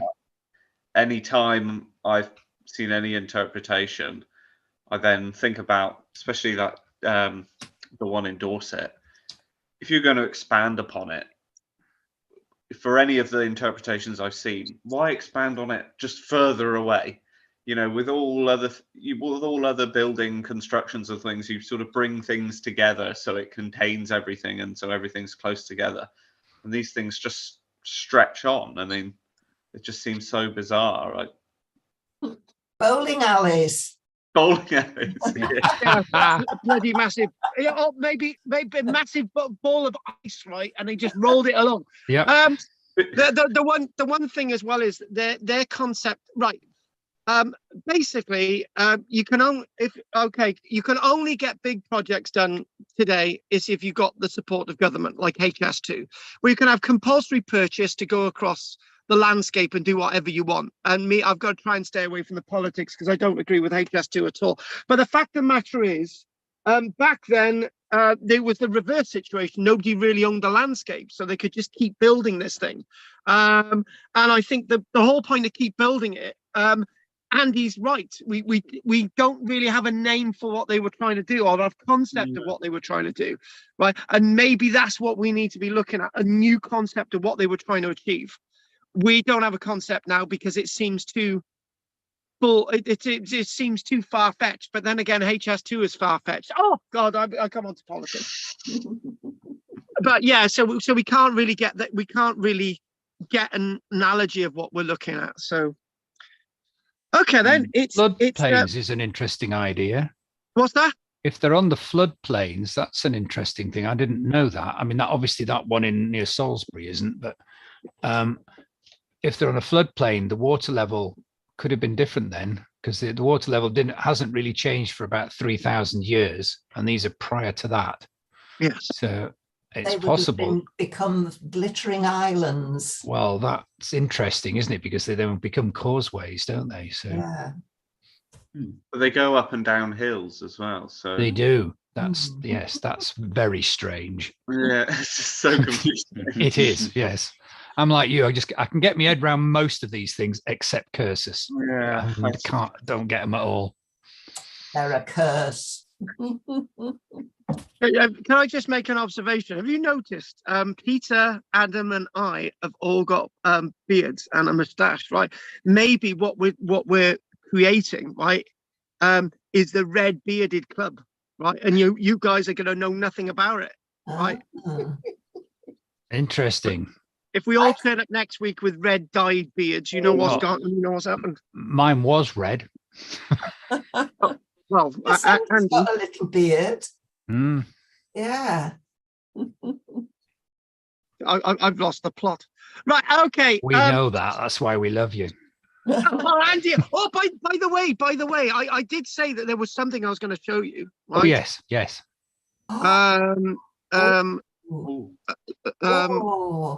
Oh yeah, that's interesting. Basically, we're getting stones like this, right? And obviously that's been penciled in, right? But we're getting incised stones, lots of broken bits of stone across the site, right? And I won't show you what's on this one on the side, but again, we're getting lots of these. Now the problem is we've thought that they initially may have been scratch marks on the stone, right?